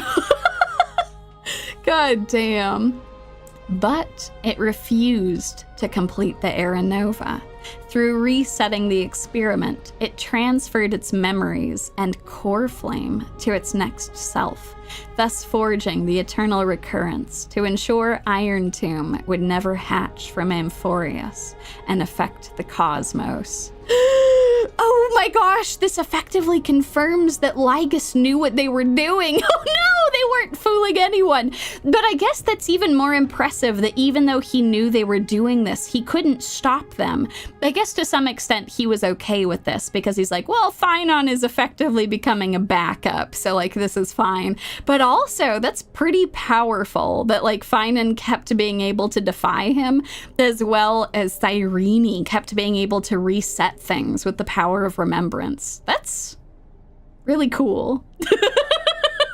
That's really impressive. Lygus was aware of what was happening, and yet they were still able to continue resetting everything. That's amazing. At the end of the 33,550,336th dead loop, it attempted to destroy itself through destruction to create a logical vulnerability in the world-bearing path. It has now been merged by Iron Tomb. No! I refuse to accept this. No! I will not accept that Phainon was merged with Iron Tomb. I'll get him out of there, goddammit. He went toe-to-toe with Zephyro, goddammit. He is not gonna merge with Iron Tomb. I will save him, goddammit. God damn it. God damn it. We're going to save him. We're going to go back in time and fix shit. God damn it. Oh my god. Yeah, no, for real. He got merged after wounding Nanook. Oh my god, what a legend. Holy shit. That's amazing. I actually don't know. That's a really good question. Would this mean that if Phainon left Iron Tomb, would Phainon become the Ravager since he was the one that drew their attention, or would it get split? I choose to believe that he would draw the attention. I personally think he's the one that Nanook is interested in. Y'all saw how Nanook was just staring at him the whole time. All right, sorry, I had to mute myself briefly as another motorcycle went by. But I know that's my opinion. I believe that we can save him still. We have to save him, god damn it. Okay, all right, well, that's on our to-do list. We gotta go save poor Finon. Oh. Philia093. This is Cyrene. Primamobile. Unknown or redacted.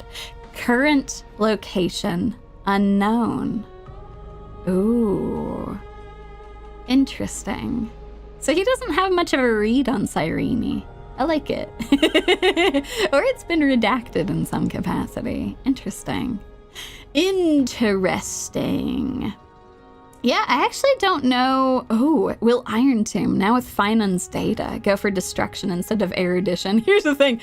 Iron Tomb is already like fully on board with the destruction plan. I'm actually kind of scared about if Finon and Iron Tomb merge, because Finon is like a deep destruction at this point, but destruction that wants to destroy his own creator. Oh god. Yeah, so yeah, to-do list. Save Finon, wherever the hell he is. Save him and help him out. And also go on lots of adventures with Cyrene.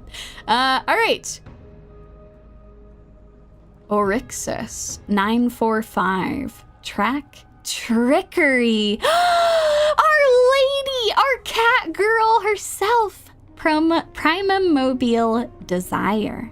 Operates based on primal instinct, with self-gratification as the sole priority solution.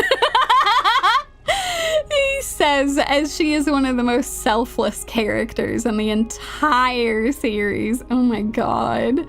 This electric signal, when in action, displayed severe dissonance between its altruistic behavior and its primamobile. Indeed, even culminating in self-destruction as the simulated path of elation. That confirms it. Zagreus was supposed to be an embodiment of elation. That's amazing. It walked into self-erasure once reaching its end. And she will always be remembered as the legend for that. God damn. God damn. Apeikea. Oh boy, I hope I'm pronouncing that right. Apeikea 216. Track death. Cass. Primamobile death. Primamobile. It's not death twice, sorry. Track death. Primamobile peace. Peace, not death. A note. Highly suppresses deviant behavior. The decisions are based on the principle of minimal disturbance. In the later stages of iteration, the Death Titan, as a single entity, split into symmetrical selves, becoming two factors. In this cycle, however, the two factors experienced profound identity divergence. The threshold of equilibrium was breached and tipped towards destruction. Oh, also, I appreciate y'all giving the Greek translations of all of these. I love the amount of time that they have put into all of these names. It's wonderful. That's amazing. All right, schema 720. Track reason. Primamobile critique. Next.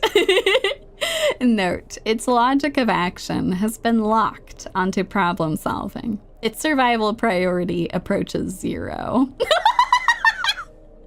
This electric signal exhibited mutated anomalies.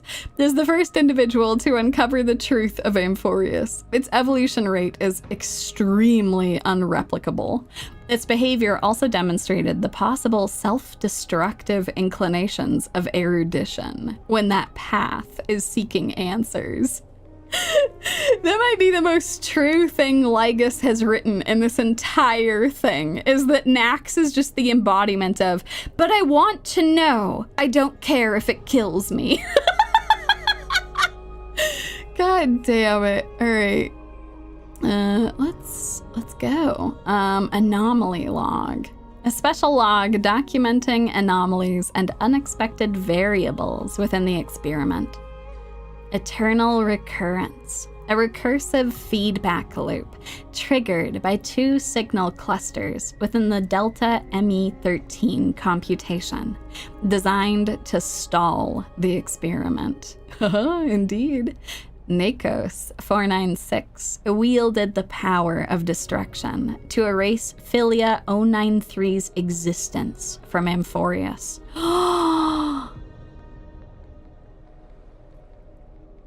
So that's why we saw in the cutscene where she was fading away. They would go that far to make it so Lygus couldn't touch her. Oh my god. Introducing a logic breach in the track of time, and then infused the catalyst of remembrance within the 12 core flames and regressed the extrapolation process. Philia 093's exact role remains unknown. Due to external variable interference, the eternal recurrence has now been broken. The experiment enters its final phase. Oh, that's why he's super happy we're here, because we finally stopped this cyclical stuff, and he's like, yes, stop it, so that Iron Tomb can go and destroy the universe. Oh, God. All right. The hero within. A heroic figure born from the imagination of Nakos 493 and Philia 093. It is believed to be a sign of approaching the intelligence singularity, as the two began to learn what it meant to be a real life form and tried to reach that goal. After the Astral Express arrived, the hero within began to converge with the Trailblazer. Admin note: the image's resemblance to the Trailblazer is striking. This is a questionable matter, for it is not a natural result of the experiment. The exact cause remains unknown. Oh, that's terrifying. You're saying that this heroic figure that Phynon and Cyrene came up with has a striking resemblance to me, and then I actually show up? Oh no. Silly Lygus thinks we look like an NPC model. God damn it, Lygus, how dare you? Oh god. Okay, onward we go to the Forgotten Years. Records that are completely missing from Delta ME13's logs, presenting as blank spaces in Amphoreus' history, never turning readable. These anomalies recur sporadically and randomly across recurrences and show signs of increase. Admin note: the exact cause remains unknown. Methinks the remembrances are doing something. Forgotten Years are very peculiar. Okay, that's interesting. Mem, my beloved, an unlogged electrical signal, dependent on the external variable Yumie, growing through the path of remembrance. At the end of the 33,550,336th dead loop, its appearance changed to Philia 093, but the mother body memory data was lost for unknown reasons. Directive: collect data. Initiate deep analysis of the target. Conclusion: oh! Analysis A. Target lost. He could not analyze Mem. Intriguing. Interesting. The ripples of past reverie. Oh, Cyrene, our beloved. Nothing. It's all redacted.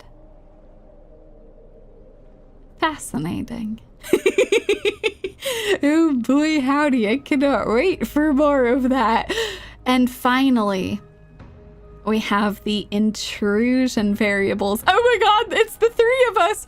The gang is back together again. It's us, Danny Boy, and March. Reunited once again. A temporary log of external variables that interfered with the experiment. Yumie, a nameless from the Astral Express, an external variable that accidentally entered the recursive loop. Also, a pathstrider of destruction. They resonated with the 12 factors. And the 33,550,336th recursive cycle. This entity assumed the vacant role in the time track and successfully guided Nakos 496 beyond the intelligence singularity. The eternal recurrence has been broken. The experiment has reached its terminal stage. Override command authorize. Oh, granted access to me? I'll be waiting for you in the past. Is that Cyrene? Talking to us through the logs? Surely that's not like us. Fascinating. Someone inserted an interesting thing in here for us. Interesting. All right, let's go. I want to go read Danny Boy first, and then we can read March.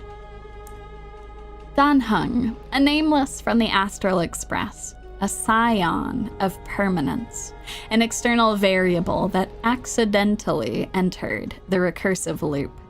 Directive, pinpoint his location. Failed to locate his coordinates. Conclusion, subject has exited Amphoreus. Negative. Detected. Conclusion error. Oh boy, let's go. Interesting. I wonder if this was when he interacted with Screwlum and that was an error. Oh, interesting. I wonder if he's still on the planet somewhere. Oh boy, howdy. Oh god, Dragon Rage Elio. It's a 4-letter name. And I really want to know more about him and his script, so I'm biased. Here's the thing, I am fascinated if it's just like a block of like text or if it is supposed to be letters. That would be pretty wild if it was related to Elio, though. That would be wild. Okay, I guess so we've got 3 prime suspects. We've got Cyrene. I guess we've got March, too, because we still don't know what the hell she's doing in Amphoreus or where she is. And then we've got Elio. Speaking of March. Oh, god damn it, it's all redacted. No! Warning. Unknown entity intrusion. Initiating scan. Conclusion. No anomaly detected. That's spooky. What do I take from that? Did they override the system and say that she wasn't an anomaly? Why did it think she wasn't an anomaly after a little bit? I am so spooked about what her role in all of this is going to be. Oh, no! That would be terrifying if she's part of the system naturally. Oh God, so many questions that I have about all of this. Oh no! Oh no, March, I'm going to find you, my girl, wherever you are. Wherever you are, we will find you. That's the thing, I think that's what everyone has been speculating about, is like, is March from Amphoreus? And what does that mean if she's from Amphoreus? How would that be, like, possible? How would she have ever escaped? But the fact that the Garden of Recollection is so obsessed with Amphoreus, because it's literally a memory playground, right? Like, they love this shit. They're like, oh yeah, nom nom nom, gotta gobble up all those memories. But they don't want March to tap into her memories. I don't know. There's some weird shit that's going on there. I don't know how to feel about that. I think with that is the last of it. The last of Delta ME 13.exe. I already know Mem is the last thing that we're going to go look at. Let me take a look at the Flame Chaser's path, and then we're going to go read the new Saga of Heroes. Oh God, it's going to be wonderful. Let me go take a look. I'm guessing this is just, it's just showing off the old ones. Oh, they're so good though. Okay. All right, folks, it's time to read the Amphoreus Saga of Heroes.exe. Oh, God. Fantastic. So a lot of this stuff, like some of these, I peeked around here earlier just to see. And this is like all the stuff that we've seen, right? Which is great. So let me go back to the table of contents and let's go look at some of the new ones that we have. Let's start off. Oh God, how should we start? We'll leave Snowy for last. He's gonna be our last one, the Prisoner of Flames. Let's get some more info on our lovely cat girl, as well as our adorable healer and her fat fork. So we're gonna start first with Cypher. Let's go. The birth of Spirit Thief. This is an age of ruin. The Chrysos War ignites once more, while Zagreus's taunts ripple through the city streets. This is also an age of splendor. 300 thieves spring forth from Dolos, each scheming to conceal the truth from prying eyes, robbing the rich to give succor to the poor. Every one of them deceives gods and men alike, righteous and valiant. The flame chase journey has been cut short midway, yet the girl pounds her chest at the gold weaver, not afraid. The core flame of trickery is near. If now isn't the time to risk it all, then when? The prophecy reveals the Titan's trail. Golden threads bind the fleeing gods of thieves. The fleeing god of thieves, excuse me. Nice trick, but why not release me? I can show you where all buried treasures lie. The young girl flashed a grin and walked toward the god who was pretending to smile. I once vowed to the god of thieves that I would force trickery to reap what they have sown. The Titan whispered from the vortex, the god of trickery's earnest plea. They made a promise to the girl who entered the trial that the whole world would be bathed in light, no more lies and deceit. If my divine authority is not inherited, shadowed lies shall never again be born, and I, even having lost the core flame, may yet scrape out survival here, in secret. The young girl recalled the hearth fire of her childhood. Cyphera, only honesty is well liked. She pursed her lips. That does sound like quite the ideal society. Of course I didn't accept. How boring would a world without deception be? The young girl demonstrated her newly acquired divine power, molding lies into reality. The defeated Titan is now not but a wandering soul. But somewhere far away, a purple spirit thief opened bleary eyes. They had forgotten their previous life as a Titan and remembered only the girl's crafty message. Go, collect treasure, you greedy little grape. Once you regain the memories of trickery from chests, then I will claim the reward for saving your life. In the days spent away from Akama, the girl grew accustomed to traveling alone. In a certain city, she heard of a spirit thief, rumors aplenty. I, Bartolos, Master Thief, shall take all you've labored to gain. So saying, the spirit thief steals the girl's coin pouch and fled without a trace.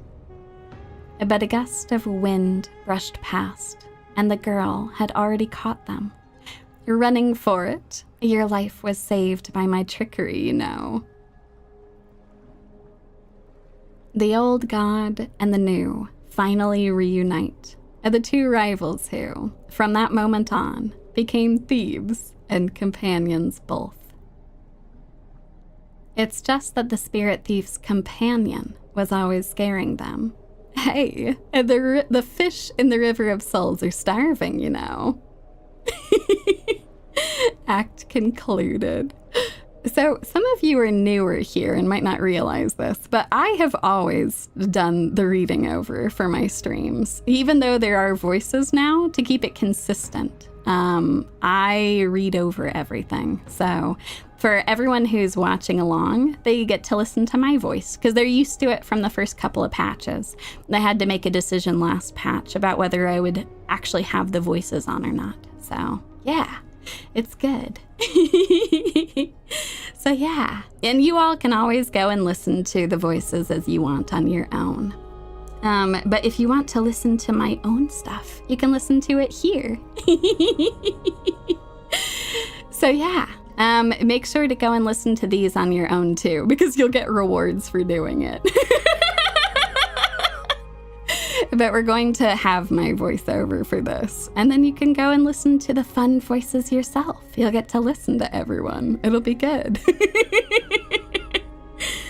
Speaking of though, I just realized I've been talking for a really long time. So really quick, I am going to have a drink of water.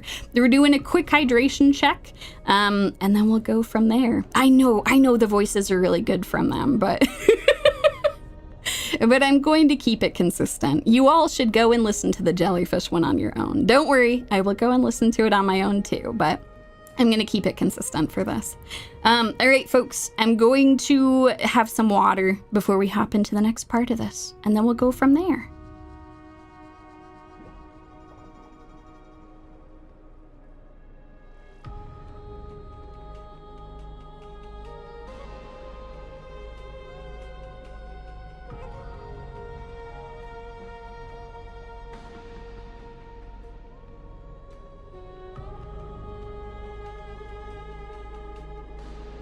Oh, water is good. Yeah, exactly. Snecka's reading us a bedtime story. I've had some really lovely comments from folks who were saying that they were really happy that I kept reading the stuff. And that made me really happy because I don't know. It's been good. I've enjoyed it a lot. So yeah, thank you all. Okay.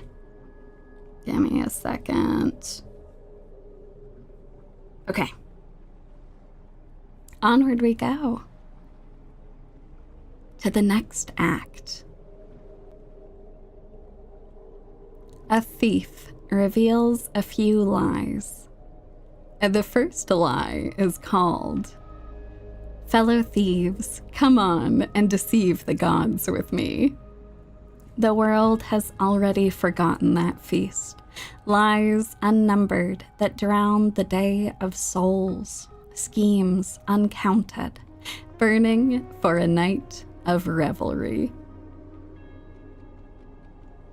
300 thieves shackled in imprisonment in exchange for a titan's resigned confinement. To have managed to trick the Grand Master of all tricks, I can die happy now. This was Dolos's great achievement, the deception of the gods, where even Zagreus was fooled. The second lie is called, the god of trickery is now not but a wandering soul. Why did she spare the Titan's life? The young girl knew not, even after asking herself. Or was it greed for the treasure they promised? Or had she vaguely perceived their lonely fate? It's because you're every bit as despicable as I am. It's such a relief not having to deal with the noble. The girl dismissed and made light of herself, only forgetting trickery was once a god that supported the world. The third lie is called, O eternal day, endlessly illuminate the holy city. At dawn cloud, the chaplain's secrets foretold the coming of that endless night. But if my lies are more sophisticated, can the dawn last forever? No end in sight. Bearing the fate of the thief star, the girl was long used to walking in shadow. But as she gazed toward the holy city's dawn, her duty became fixed in her heart, stalwart in might. The fourth lie is called, there's no reason. I just don't want to see you again. The girl tried to mask her nonchalance, but could never fool the golden thread's questions. But it is the false-hearted malice that most powerfully forces belief. A true flame chase hero willingly faded from attention, while the wayfaring traveler grasps tight onto fleeting light. She used divine power to forge a mask and conceal the last of her true heart. The fifth lie is called, no, there are no more lies left. The whimsical coin fell to the ground, telling the tale of fate fulfilled. Travels unwitnessed, ruses unknown, to whom may these now be told? Lies are always but lies, but you can make them more beautiful than the truth. Under the somber sky, golden blood soaked the thief's cloak. Like a golden thread, tailored just for her, an exquisite robe that she never stole. Oh my god, what a beautiful ending to her story. Oh, may you rest in peace, Cyphera. I hope that we will get to see you again. Oh, I know they can't keep getting away with this. They can't do this to us. Oh my word. Oh, rest well, Cyphera. Healer of light. The holy city's fading light. On that day, the dawn promised by the Sky Father shattered in haste, as the black tide surged, breaking through the walls with relentless grace. In a quaint yet exquisite courtyard, two bitter foes meet at journey's end, their fates entwined in fate's regard. With no escape, no road behind, they trade a weary smile in kind. Together, they gaze at the heavens afire. If I can ever see the faint light again and stay alive, then Outlander Nemesis, you I will forgive. Not long ago, As the romantic demigod closed her eyes, the girl bottled her tears in sorrow, and once more opened the dim-lit garden wide. 2 figures step into the courtyard's gate. A general of Kremnos, her body torn, by vengeance bound, by fury swayed. A noble of the holy city, once wrapped in gold, now haunted by a fate betrayed. A simple injury, or so the girl believed, yet the 2 women met with scorn, their words like blades. Because their children fled in love's embrace, while bloodied pasts left scars in place. A feud unbroken by countless years, a chasm carved by blood and spears. This was a sickness beyond the girl's touch. Just do your duty as a healer, girl. The family feuds are like sunlight and storm clouds. They cannot mend. At last, the girl saw it clear. The courtyard's birth, in days of yore, was born to mend the rift of dusk and dawn. Then I will make every effort to have you cast aside your difference in this faint light.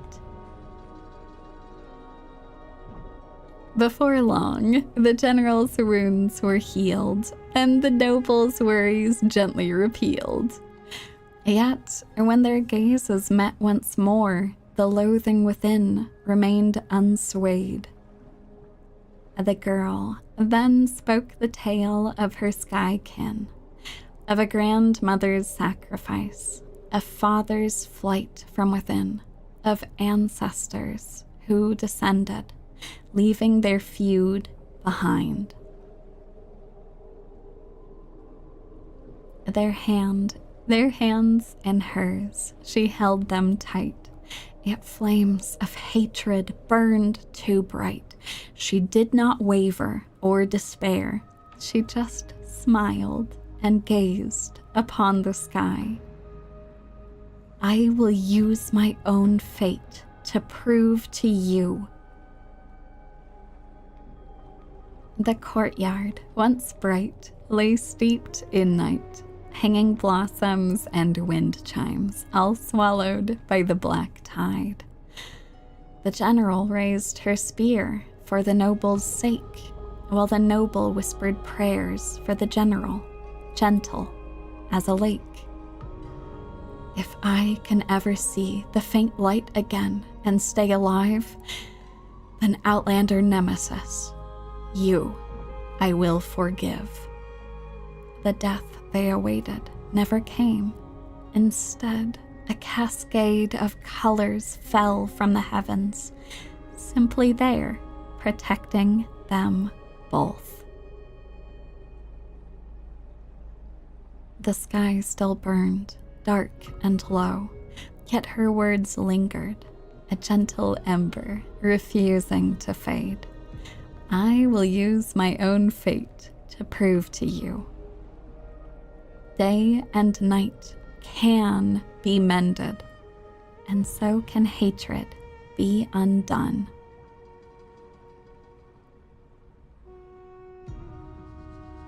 What a lovely part of Hyacinth's story. That's so lovely.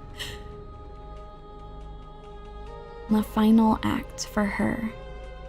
Sky Castrum, its ruins like a blind and weary eye, gazes upon the earth in its dying sight. Alone, the girl remained on the battlefield. No time to shy from the searing gold, no will to wear her usual smile. She fought her way to destiny's edge. Of the crumbled mural, but one piece endured. A corner portraying the day thunder night, dazzling in blaze. She placed her hand upon the mural, pain seared through skin and bone as the picture claimed her within its lines. Nothing is mightier than the sky. It holds countless wonders within its clouds, and each opening and closing of the eyes brings dawn and dusk. In that painted world, the girl, Celiosi's eyes glowed, watching her father, steel-clad and unyielding, cross the land beneath the searing sun. But the girl, known as Hyacinth, recalled her father's fragile light in the dark, the journeys into lands unknown, marked by endless sunlit days and restless winds. The sky is the gentlest of all. It watches over all things with compassion, showering them with soft rain and morning light. And yet, the sky remains so cold. It witnesses believers tear each other apart, and still it cowardly flees from all responsibility. Within the frame of that image, the one called Celiosi bore fury in her gaze, her golden blood trailing as she turned from home, sharpening arrowheads beneath the wide and barren sky. Hyacinth remembered her grandmother's song. She recalled her prayer to Aquila before her grandmother's journey, and how bitterness followed her to an unknown land. But the sky is so lonely too, forever distant from the world beneath. It watches every sorrow, unable to intervene. No, the sky must be merciless. It must scorch the wicked, temper the fragile, and pass divine judgment upon all human wickedness. Within the mural, the girl named Celiosi became the divine eye, gazing down without mercy, a titan passing judgment upon her own kind. But in memories deep, Hyacinth heard their call, the golden threads that shielded all, the burning sun, vast and unyielding, carrying the weight of all the world had known. No, the sky must not forsake kindness.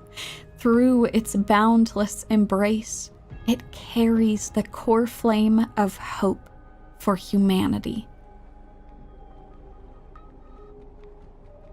The sky, it's so dark, so cold. In the depths of memory, the girl named Celiosi pulls her knees to her chest and trembles. Then please come sit in my courtyard. A gentle ray of light seeped through. The celestial mural now fused anew. Once more, the land knows favor and boons. The girl who has now become the sky takes the hand of the girl who once was.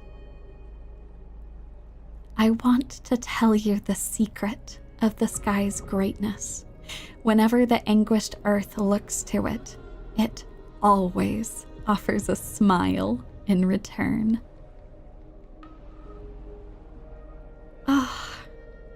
The ending to these stories has been so good. I adore that. Her making amends and reaching a common understanding with Celiosi. That's so wonderful. Oh, rest well, Hyacinth.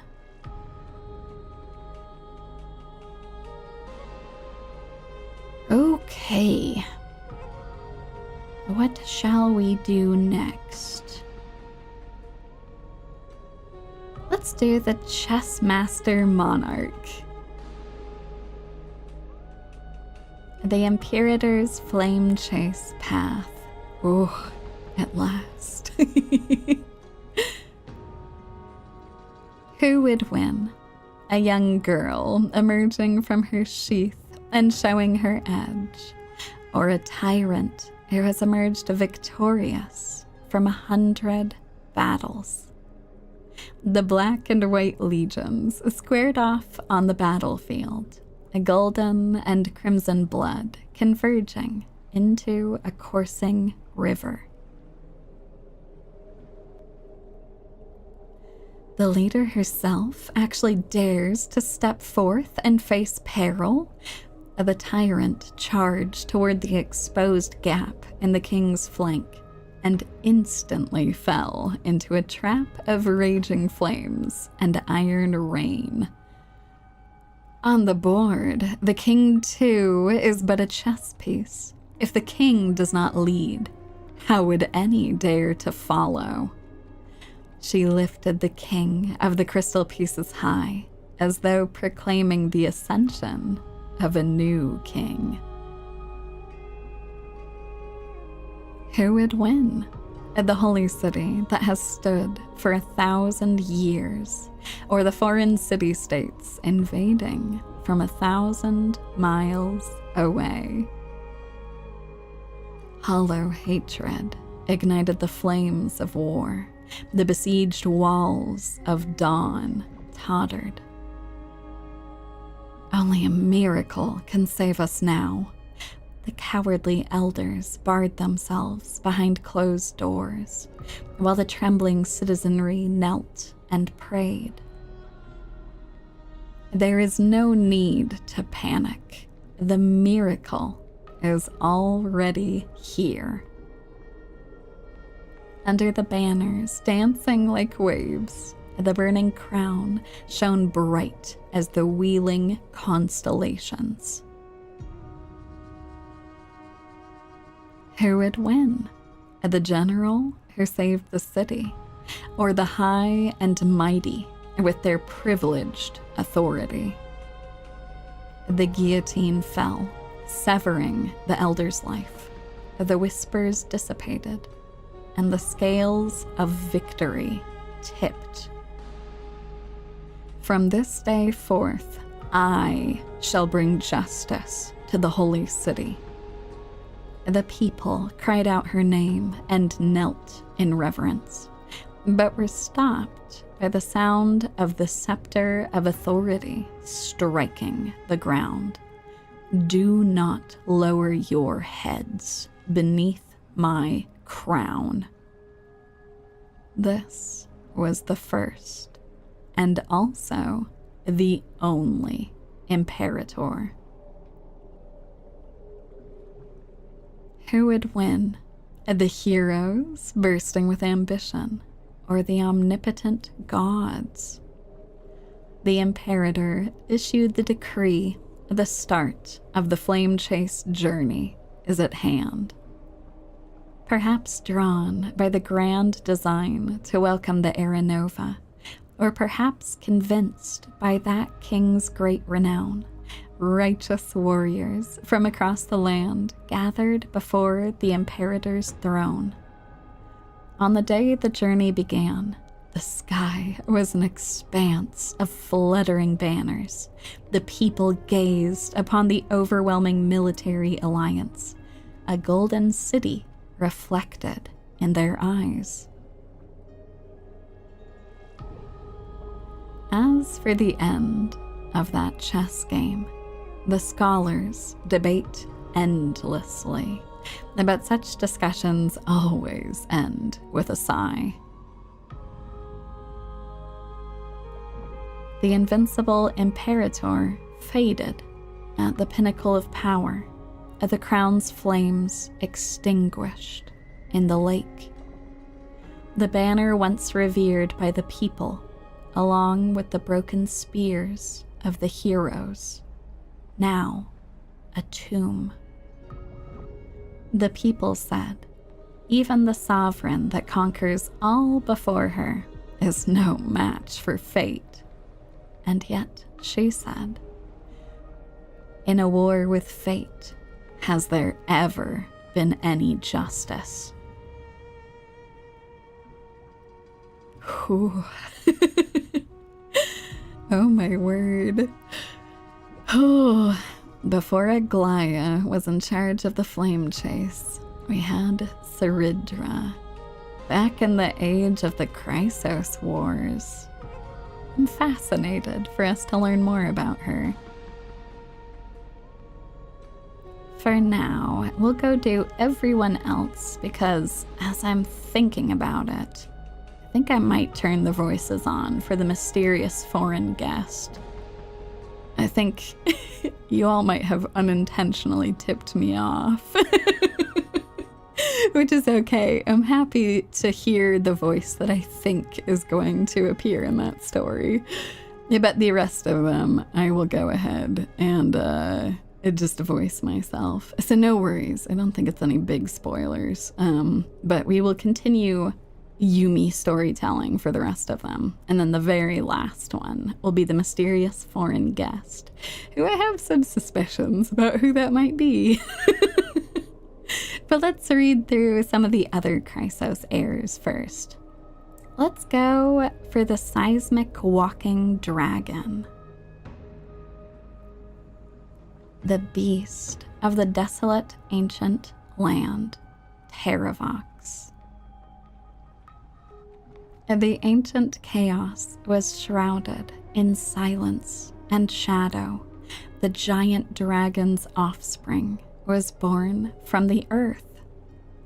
Sweet dreams had smothered the giant dragon's eyes and ears, and as they slept, the 100 eyes of Aquila had already opened, and Fegusa had begun to stir the playful waves. Yet Georios remained weighty and silent. Layer upon layer of peaks enveloped the dragon, cradling them in a bed more grand than any in existence. The giant dragon spent their childhood in darkness. From the moment their bleary eyes blinked open from the haze of slumber, they hungered to feast on crude iron and drink deep of molten lava. Until one day, they raised their head and with a low, guttural voice, pleaded to glimpse light. The Titan lifted them up by their ribs, slowly raising them. The dragon's spine sliced through the strata of rock, cutting open the soil. When they reached the surface, they summoned mist woven of the fire of the stars. As though seeing themselves clearly and in full through the eyes of a giant bird. The giant dragon walked the earth alone. The Titan knew they were lonely and terrified too, and so sculpted new beasts from flesh and bone. In that wild, barren world, the giant dragon led the beasts of the earth, excessively long life, gifted the giant dragon with eyes that could pierce the veil of years. They witnessed the separation of day and night, as well as the entanglement of reason and romance. And even Kefali did not neglect to share with them a chalice of golden blood. The ocean teased, saying, even should the earth sink utterly, they would not rot. Ever since they opened their eyes, the giant dragon rarely returned to slumber. And thusly, that mesmerizing dream that occasionally burst forth at night etched a trace on their memory. The gods they were familiar with were in this dream, and they were as immense and imposing as ever, yet had lost their freedom. Just what manner of magnificent pathstrider could imprison the Titan's mere reflections? The giant dragon dreamed also of their own path, that great breath from the heavens, or perhaps from beyond even the heavens. They dreamed of silver shards among the stars, reflecting the form of another giant dragon. That great cerulean dragon approached Amphoreus, the distant whispers roiling and becoming a roar engraved on the earth. And they recognized the meaning in that low roar. Its name, Permanence. Oh my word. There have been many eons that have gazed at Amphoreus. That's amazing. The seismic walking dragon Terravox out here interacting with the Permanence. That's amazing. That's actually a really good point. I wonder if there are a few of I love that idea. The Longs kids. They are the Longs kids roaming around in Amphoreus. Oh my word. Yeah, I did love how they called out Danny Boy as a scion of Permanence. Intriguing. There might be other eons at work here. That's actually really cool that it's not just the ones that we know of. The dragon did look up and saw a greater dragon approaching. That's incredible. All right, on to the wave-strumming night. The Banquet Sonata. The black tide that blotted out the sky surrounded the city walls. The soldiers manning the walls battered from battle. Melodious chords of music were suddenly heard. A single swordmaster had overcome the waves of enemies. The song flowed from betwixt the blades, breaking through formations as a dorsal fin, cleaving the waves. When the last wicked beast finally fell, shattered into pieces amidst the sword's dance, the frost blade bore no trace of blood.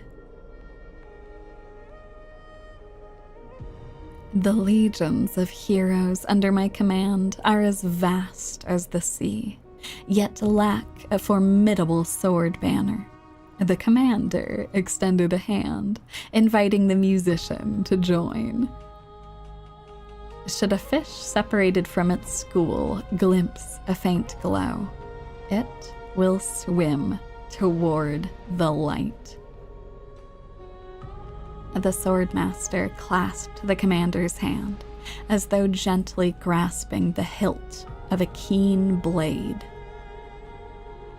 And when the spray of her waves extinguished the fires of war from the holy city, a golden name was engraved upon the stone pillars. The former commander burned the crown to become the king. Heselians, brave in battle, triumphant in command, I grant you the title Dux Gladiorum. Let us all forge ahead together. During the banquet after the battle, the weaver tailored for her a splendid dress, and the commander poured her honey brew. her golden-blooded comrades gathered around her, chanting her new name, urging her to play that splendid music. The candlelight danced and mingled with flowing drink, swords and song ringing out in unison. Yet none knew that was once a lonely melody from the deep sea. The music of revelry continued for a long time, until the whispers of conspiracies were buried in the songs, until the roars of lethal struggle shattered the music. Legends holds that they who bear the weight of a pillar shall one day return to where it stands. Those who tug at the earth shall end amongst the mountains. Those who sow dawn and dusk shall remain eternal in the sky. And she would once again return to the pitch-black sea. And she would once again sing her music alone. The bountiful ocean, with the banquets of bygone days, stir as futile bubbles at the bottom of a glass. Many years later, the song once played by that swordmaster was played by future generations in the Holy City. And the people knew the demigod of the seas was still a noble captain. She possessed peerless swordsmanship and a song that is passed down through the ages. It was just that she had long since vanished. Guests at the banquet sometimes spoke of her, but it was only a prayer between their cups. Hycelan's melody of the waves, bless our night that we may drink deep and dance till dawn.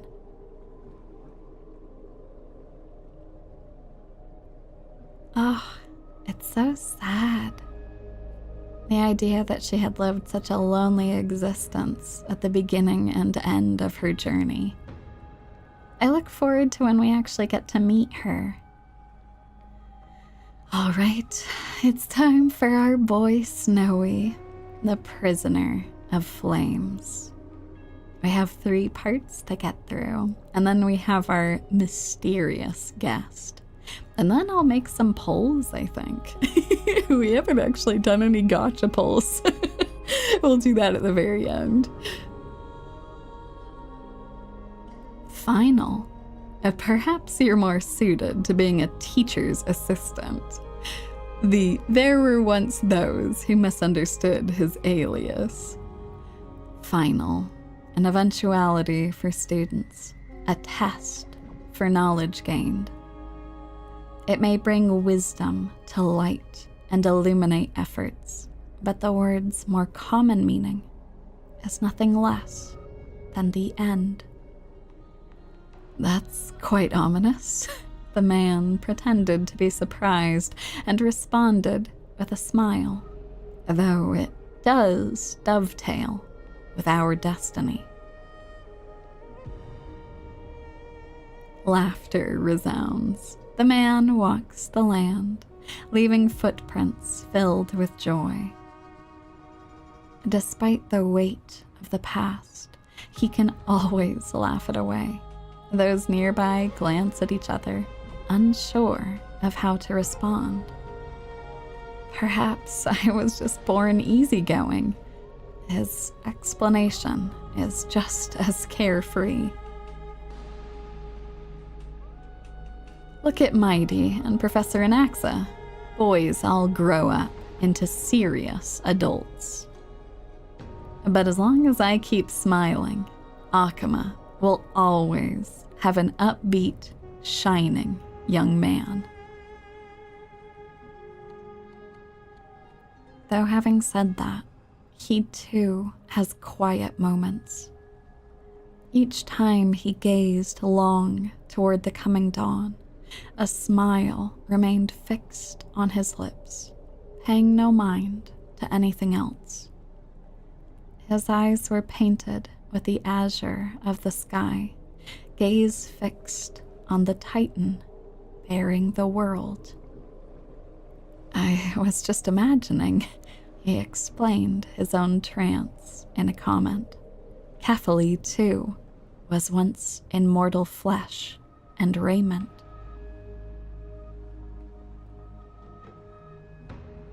Now, when the man comes with sword in hand, there is no need to doubt he will swiftly win victory. But his smile is pure. Ever since the start of the journey, he is still called a youth in this story. Youth is always ambitious, with lofty goals, but it seems that in the man's heart, only the wishes of others are held. Apart from the ideal of deliverance, what do you have left? That golden-haired friend once asked him so. He remained silent. Then, as he was wont to do, he simply smiled. As long as I don't ask for too much, everything will unfold as desired. In Amphoreus, untitled statues are a prevalent sight. As for the inspiration behind these statues, they are said to be the clay figures that Kefali made at the world's creation. They made clay figures in their likeness, bestowed upon them the breath of life, and allowed the golden divinity of their blood to course through. Thus, the very first mortals roamed the earth, receiving the gods' mercy, while realizing the sorrows of this world. But that sorrow was, in the end, only the sorrow of the world. Nobody ever cared what lay behind the smile, what the clay figure thought. Oh, our poor boy. Good goddamn. The people likened him to the blazing sun, bringing to Amphoreus a glorious dawn. And for his part, he embraced their expectations, being willing to become the perfect vessel. Like that god who shouldered the world, the man never cried or frowned. Yet he is not proud of his resolve, for sometimes he even avoids the funerals of the departed, only out of fear that he cannot cry for those in pain. He once sought out emotions of sorrow and walked with the lowliest of people. Henceforth, your misfortune will be my misfortune. Responsibly and diligently, he protected all for the people, living in dilapidated cottages, sitting on aged stools, subsisting on nuts and fruit, beset by hunger and cold. The people thanked him for his grace, like a hearth warming winter nights. The man's presence dispelled the cold, leaving warmth with promises of morrow. Whence does his warmth come from? None ask, the man gradually perceives his true nature, but he dares not speak. Unable to bear the turmoil in his heart, the man set off on a journey once more. Then I shall go save what I can. He was a formidable warrior, invincible in battle, and when it was necessary to sacrifice for fellows, he could do so with ease, giving up everything without a show. Just as the ballad blown on the breeze says, losses are a constant on the flame chase journey. Indeed, sacrifices were not hard for him, yet his misgivings grew with every tomorrow. Like a tear that cannot be shed, such a resolute willingness to let go comes only from the fact that in decisions, he is utterly unafraid to hurt himself. It is because you suffer that you are so much stronger than any ordinary person. There were also those who could understand him. Among them, the Crown Prince. But he smiled wryly in response. Perhaps everything was just human nature, yet his misgivings never dissipated. This unknown man, in an unknown corner, from time to time, is swallowed by terror. Could it be that unknowingly, the path I walk is by no means the correct one? Fearing only that the greater the burden, the more the mistakes, the road trod by heroes need not be that beset by thorns. Finally, at the terminus of that road, in a desolate, empty place, the man's arms tremble. The power is beyond control, savaging all around it. This is the end of his road, but perhaps he had long foreseen it and was doomed to be powerless to change it. I am willing to shoulder this world. That is no lie. But before the tears could flow, they were vaporized by the heat. His light blazed brighter than the sun, but beneath it, there was but cold destruction. The nameless hero, Kazlana. He had never loved himself. Why would he love this world? Oh, Kazlana. This is so sad. It all makes sense why he struggled to cry. He's just constantly considering himself just as a clay doll in this world, fulfilling the wishes of others. A gust of wind will one day sweep past, wiping away all the man's tracks. Nearly every footprint was stamped full of the fury that filled him. That humble youth faded away with the flames into yesterday. The first ray of light to pierce the long night was brought by the burning man, but the body that bore the weight of the world was forged by the fires of wrath.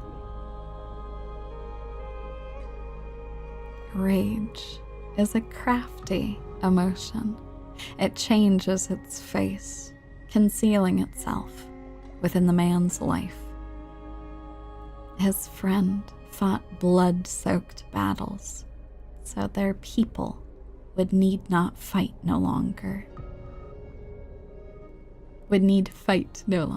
excuse me. But every victory in battle he gained left him neither satisfied nor proud, only with the indifference of emptiness. You must be careful. Duty does not drive you to wield your blade, but hate. His teacher kindly reminded him thus. And behind that hatred, you seem to desire the destruction of the self. But what about his joy? Was that too merely a phony disguise? He who once laughed amidst the crowd, day after day, as though it were second nature. No, even though he knew not the meaning of love, that happy past was not a lie someone wove. But now, even those memories have melted into fury. His hatred is such that he cannot hold onto what he cherishes, though all is precious to him. Fueled with lone courage, he attempted to resist fate, but the burning sun that shines upon all creatures, once fallen, will incinerate the land, becoming golden death.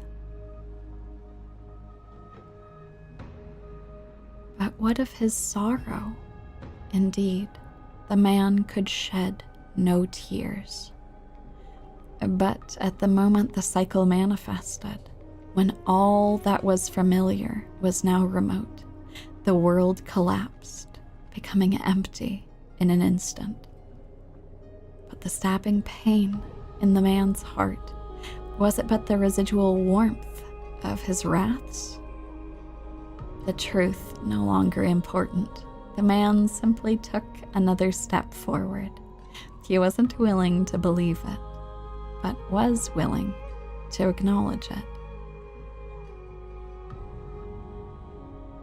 There is no need to question your heart, no need to crave victory.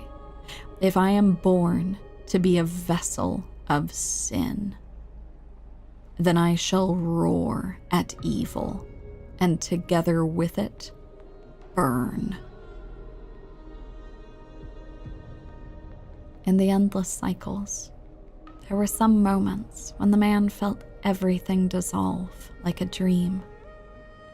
In that dream, he would awaken again and become once more the boy who loved to laugh. But were he to open his eyes, the fury would cast a shadow. He saw the creators choke his throat, gurgling and gasping, and in that boundless dream, he mistook them for his own jest. But their true forms were violent hatred towards the creators, towards himself, a roaring inferno.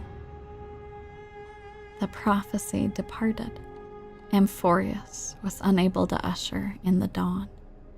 What rises in the distance is not the morning sun, but a ball of all-devouring fire, setting the universe in conflagration, searing till the end of time. Oh, Snowy. You're not just a mere vessel, my boy. You are so much more than that. You have been through so much. Oh, at the end of this stream, we're going to bring him home and give him lots and lots of hugs. Oh my word. Well, that concludes the part of me actually reading. So give me a second. I will go ahead and go grab... I need to go change the settings real quick. Give me a second. Okay. All right, y'all. The promised time. Let me go turn this up. I'll go turn off the Vortex of Genesis.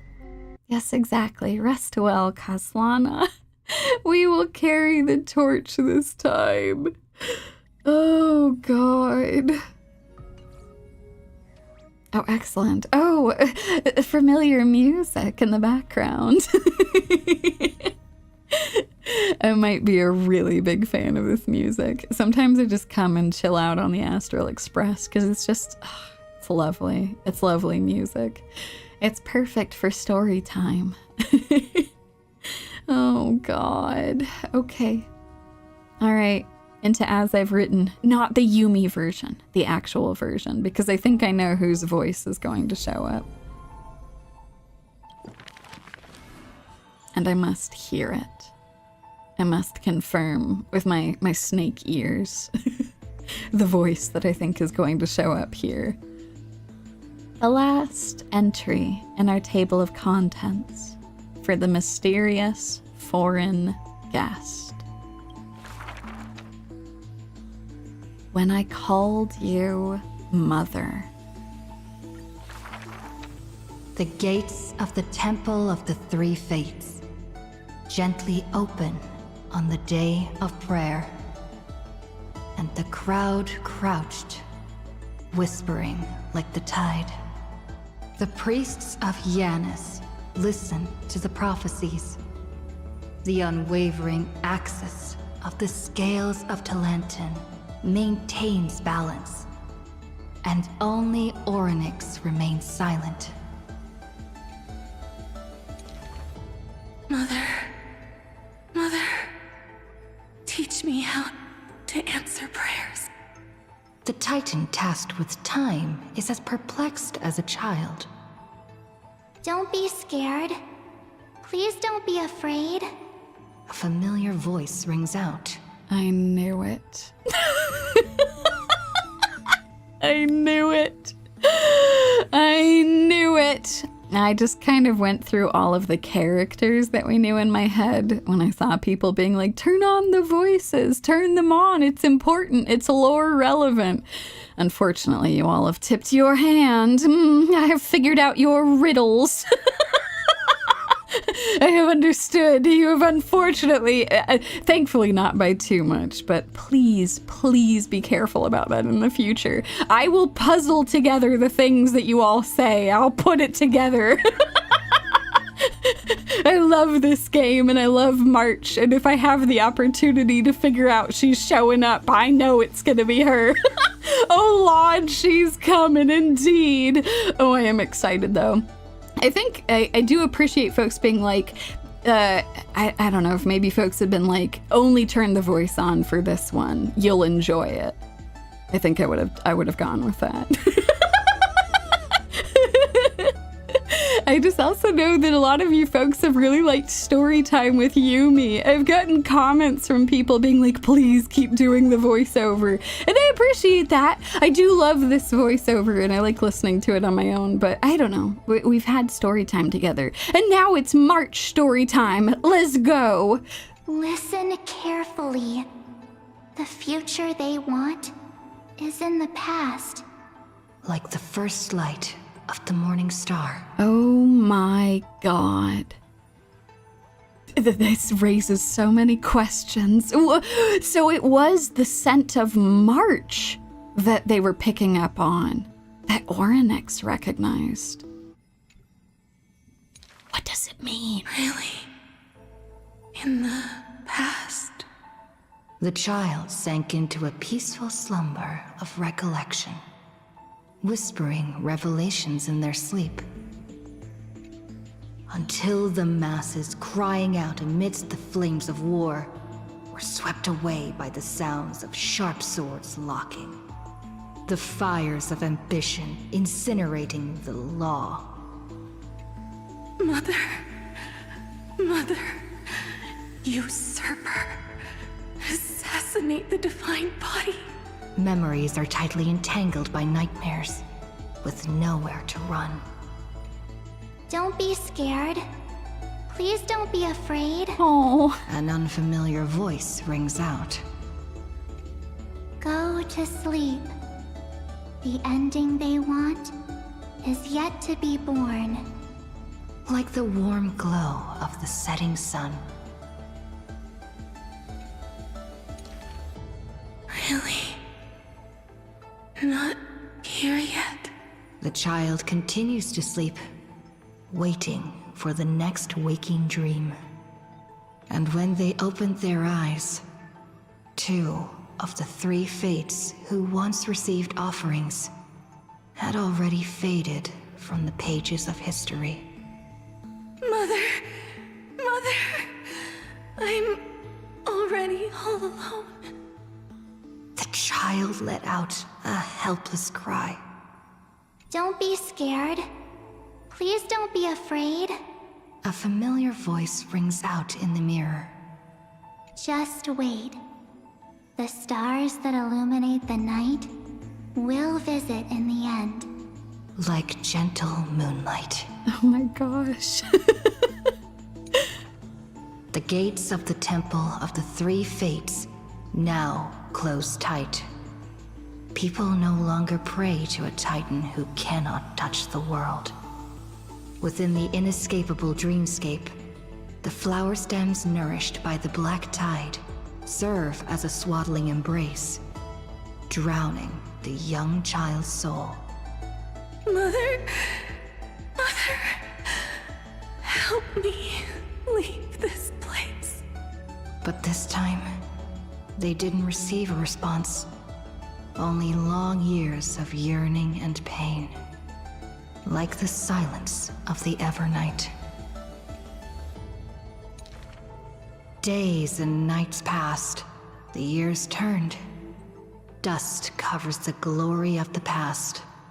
The priests have forgotten this titan. Waiting. Hate waiting. They watched over the slumbering sprite, gazing at the dull mirror. But a fleeting mirage flickers in the mirror. The shining stars and the lights of the home. And a strange yet familiar voice. Wake up! Our familiar old friends have already arrived. Like the newborn dawn. Oh my gosh. March, what have you been up to, my girl? Holy shit. So she does have some sort of connection to Amphoreus. Oh, and the Garden of Recollection does not want her piecing that together. Well, I wonder if they just decided to try and trap her here then, inviting her here so that she could remain suspended. Ooh. Oh god. Well, folks, that was an exciting introduction. Oh my god, I'm so excited for the next patch. Oh my god. Farewell and sweet dreams to all of our precious Chrysos heirs who fought back so bitterly against Lygus and the machinations of the destruction. Oh my god. And I'm very excited to meet a bunch of these characters when we start the last cycle in the next patch. Oh my god, that's gonna be so exciting. Okay, y'all, we are going to finish this by making some polls. You know we gotta do it. Exactly. The journey ain't over yet. We have the torch now. Indeed. Let's go. Oh, whoops, wrong one. Not name with honor. So I have over 200 polls again. Once again. We're going to get our boy no matter what. Even if we have to make 180 polls, we are going to get him. Hopefully, we will get him earlier than that, and I can save my polls for future characters. That would be very lovely. Okie dokie, let's do this, y'all. Oh, God. Time to make some warps. Take it away, Pom Pom.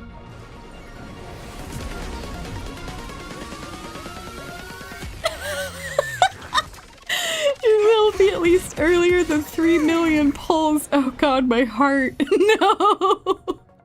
Ooh, the reminiscence jellyfish. Most curious. Oh my God, 200 plus pulls for Mighty's Killer. Don't remind me. I was rewatching that because I was doing timestamps and I just kept crying. Oh my God. Yeah, it was so late last night I was not able to do timestamps right after the stream. So I woke up this morning and then just like relived the pain all over again. God damn it. Oh, March, my girl. She knows. She's coming home on this banner because she knows it's her time.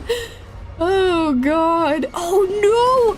You went 180 pulls for Fine on his light cone because I lost the coin toss to Himiko's light cone. Oh, God. I'm glad. It sounds like you're able to get him at least, though. God damn. Excellent. I shall take these wonderful characters. They're wonderful, wonderful. Thank you all so much for joining me for such a great, like, I love lore deep dives. I think they're so much fun. Then I also love Storytime. Storytime is so much fun. Oh my God. I can't believe it's been 3.5 hours. That's just kind of how shit goes sometimes, but. Oh man. Yeah, no, this was really fun. I loved this. Oh, let's go. Oh, damn. I misheard the music. I got all excited. Oh my gosh, no. Oh, you know what? That is extremely fair. If you were saving for Saber, totally reasonable. I completely understand. But thank you all for rooting for me. I appreciate it. I'm hoping that we won't have to use all my pulls, but it's okay. Let's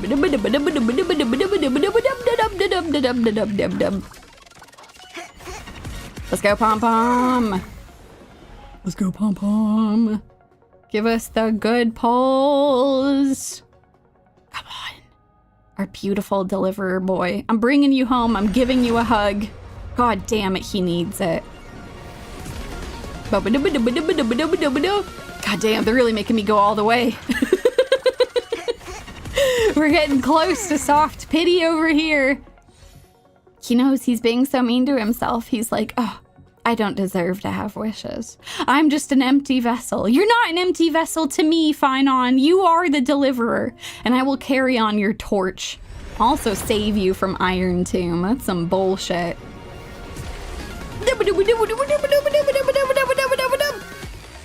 This time. Let's go, let's go, let's go, let's go, Pom Pom. Let's bring home that deliverer. Hello, March, my beloved.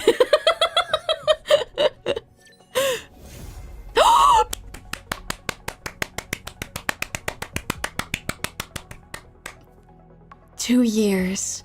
2 years! 2 years I have waited for this exact image to show up. 2 years I have wanted Sela, and now here I have her. God damn it. Thank God. Oh my God, I have wanted her for so long. I was one of those people that was like, nope, I'm going to save up my pulls. I'm not going to grab Sela right off the bat. God damn it. After all this time, I finally get her. After all this time. Ooh, I will also take that light cone. Thank you. I will gladly take more copies of that. Okay, we have 130 left. We should have plenty left over. Time to go guarantee our deliverer. Oh, that was such a great failed pity. That was not a fail to me. Oh my God, I'm so happy. Oh, can you imagine if I'd actually gotten double? That would have been crazy. gotten a double pull in this game? I don't think I've ever gotten a double in this game. I have gotten back to back though, which was insane. Kind of absurd look, I don't know. That was kind of nuts. Oh my god, I hope that you're able to get Fufu. I love Fufu so much. I love her so much. I'll take a boundless choreo, thank you. Alright, let's go. Whee! Damn, some of you have actually gotten doubles. God damn, that's amazing. Hey, listen, getting double 4 stars is still pretty good. I think that's still quite good. Away we go, away we go. Gonna go and get that deliverer. Give him a hug.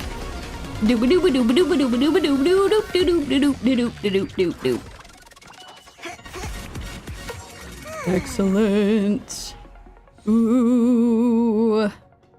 Excellent. Oh my gosh. You did actually get double of the limited 5-star. That's crazy. Getting that at some point is just wild. I don't know. That'd be wild. No way! Ewan's got a double with Argentian Boot Hill. It's like it was meant to be. It's like it was meant to be. Oh god. I still can't get over how amazing that duel song was in the concert. Oh my god. That was so good. Oh my god. I love all the art on the light cones. They just do such a good job. All the folks who are on board with this game are so incredible. Doo-ba-doo-ba-doo-ba-doo-ba-doo-ba-doo. Oh my god, you went to next until 10 pull and got a double. Arlenchino, holy shit. What a hell of a pull, that's amazing. Oh my god. Come on, my boy. You're coming home. Yeah, he's coming home. I think I have 70 pulls still. That's still pretty good. Let's go. Let's go, let's go, let's go, let's go. The deliverer is coming home and he's going to have a good time and it's going to be okay. I'm not going to force him if he doesn't want to talk through stuff, but it's okay. He'll get lots of hugs. Oh god, let's go.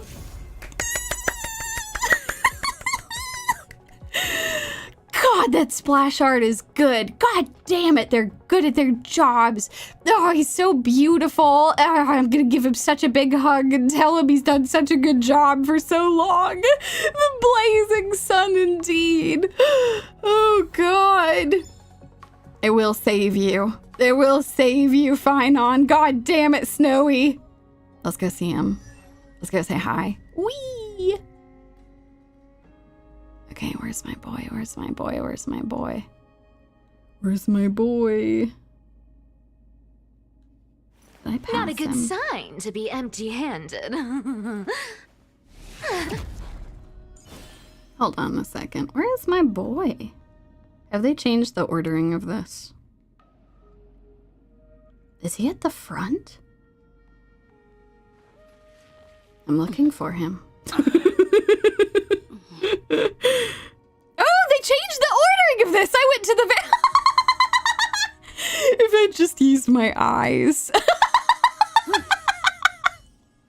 would have seen that they were right at the front. Oh, I'm so stupid. It's fine. It's fine. Oh, they've changed the way they've organized this. I appreciate that so greatly. Oh my god, here he is. So this was my childhood dream, huh? Killing me. This is killing me. Oh my god, you're right. We could threaten him with Himiko's coffee. We could do this. Childhood musings, huh? So naive. Oh, fine on. Don't. You're killing me, man. Oh my god. No, how dare you? That really hit the 10th thoracic vertebra. God damn it. Oh god. Oh my god, I feel that so much. The dual, like the multiple gacha life is so brutal. Especially I've been playing so much Umumusame alongside this. So this was my childhood dream, huh? Fine on. You precious, precious boy. I will protect you. I will protect you now. I will save you from Iron Tomb. God damn it. Oh my god. Can I go? I'm gonna go put him on my team real quick. Let's go. I need to go. Oh my god, they're setting off fireworks. It's not even firework time yet. What are we doing? What are we doing over here? Hold on. Let's teleport. And then let's go find... Oh, there's something fun over there. Come on, let's go. Why is Cypher so great? Okay, hold on, Cypher. I'm gonna briefly go find our boy. Did I just pass him again? No, I think this is actually organized by level. Okay. This one is organized like I'm used to. Even in the face of death, people can still make a choice. Oh, amazing! Oh my god. Okay. Let's go. Here he is. Oh, wonderful! Oh my god, amazing! He looks so good. Look at his little phone. I love how all of them have different phones. It makes me so happy. It's just on a nice golden field with a little sun around it. Oh my god. Yes, no, oh my god. I have absolutely adored the English cast of this game. They have just been crushing this shit. Oh my god. It's wonderful. No, does Mighty have Finon on his phone? Killing me over here. God damn it. I need to get Mighty so I can have the two of them together. God damn it. I will reunite the two of them. The two of them will get to finally be together. We'll defeat Iron Tomb. God damn it. I'm going to get a happy ending for them. Oh, well, folks, this has been amazing. I can't believe it. I thought this was only going to be like a 2-hour stream, and it's been like 3.5 hours. So, you know, just like a classic Yumie stream, I guess. God damn it. Okay, folks. Well, thank you for joining me for the second part of our 3.4 streams, where we got to hop into the lore and everything together. Gosh, let me think. 2 weeks, I think. In 2 weeks, we will have a very fun continuation with a fate event in the game. The fate event is technically going to drop in a couple of days, but I will be playing it after I debut my 2.0 model. So look forward to that. I will look very different. The next time we have a Star Rail stream, which will be wonderful. I guess this is a plug for my 2.0 debut as well. I've got the waiting room up on the channel with a fun little trailer I put together, and there's going to be a bunch of fun stuff that will be dropping on the channel. So look forward to it. I think it will be wonderful. Oh no, thank you all. Oh my god, I absolutely love the lore of this game. It was such a pleasure to like walk through everything, explain all of the important characters and everyone to look out for, and then of course have Yumie story time for a little bit. Oh man. Oh my god, that makes me so happy. Here's the thing. Regardless of when you have found the channel, I am always so happy to hang with y'all. It is so much fun. Thank you for being so awesome. Thank you for getting hyped, crying along with me, and just being awesome. I hugely, hugely appreciate it. Alrighty, folks, regardless of where you are in the world, whatever star system you are in, whatever day-night cycle you follow, I hope you all have an amazing rest of your week. Rest up. Y'all need it after the absolutely brutal story that we had.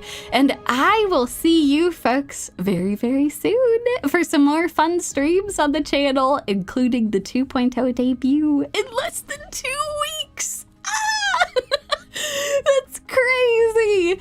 Alrighty, folks. Until then, I'll see you, folks. Oh, it's Yumie.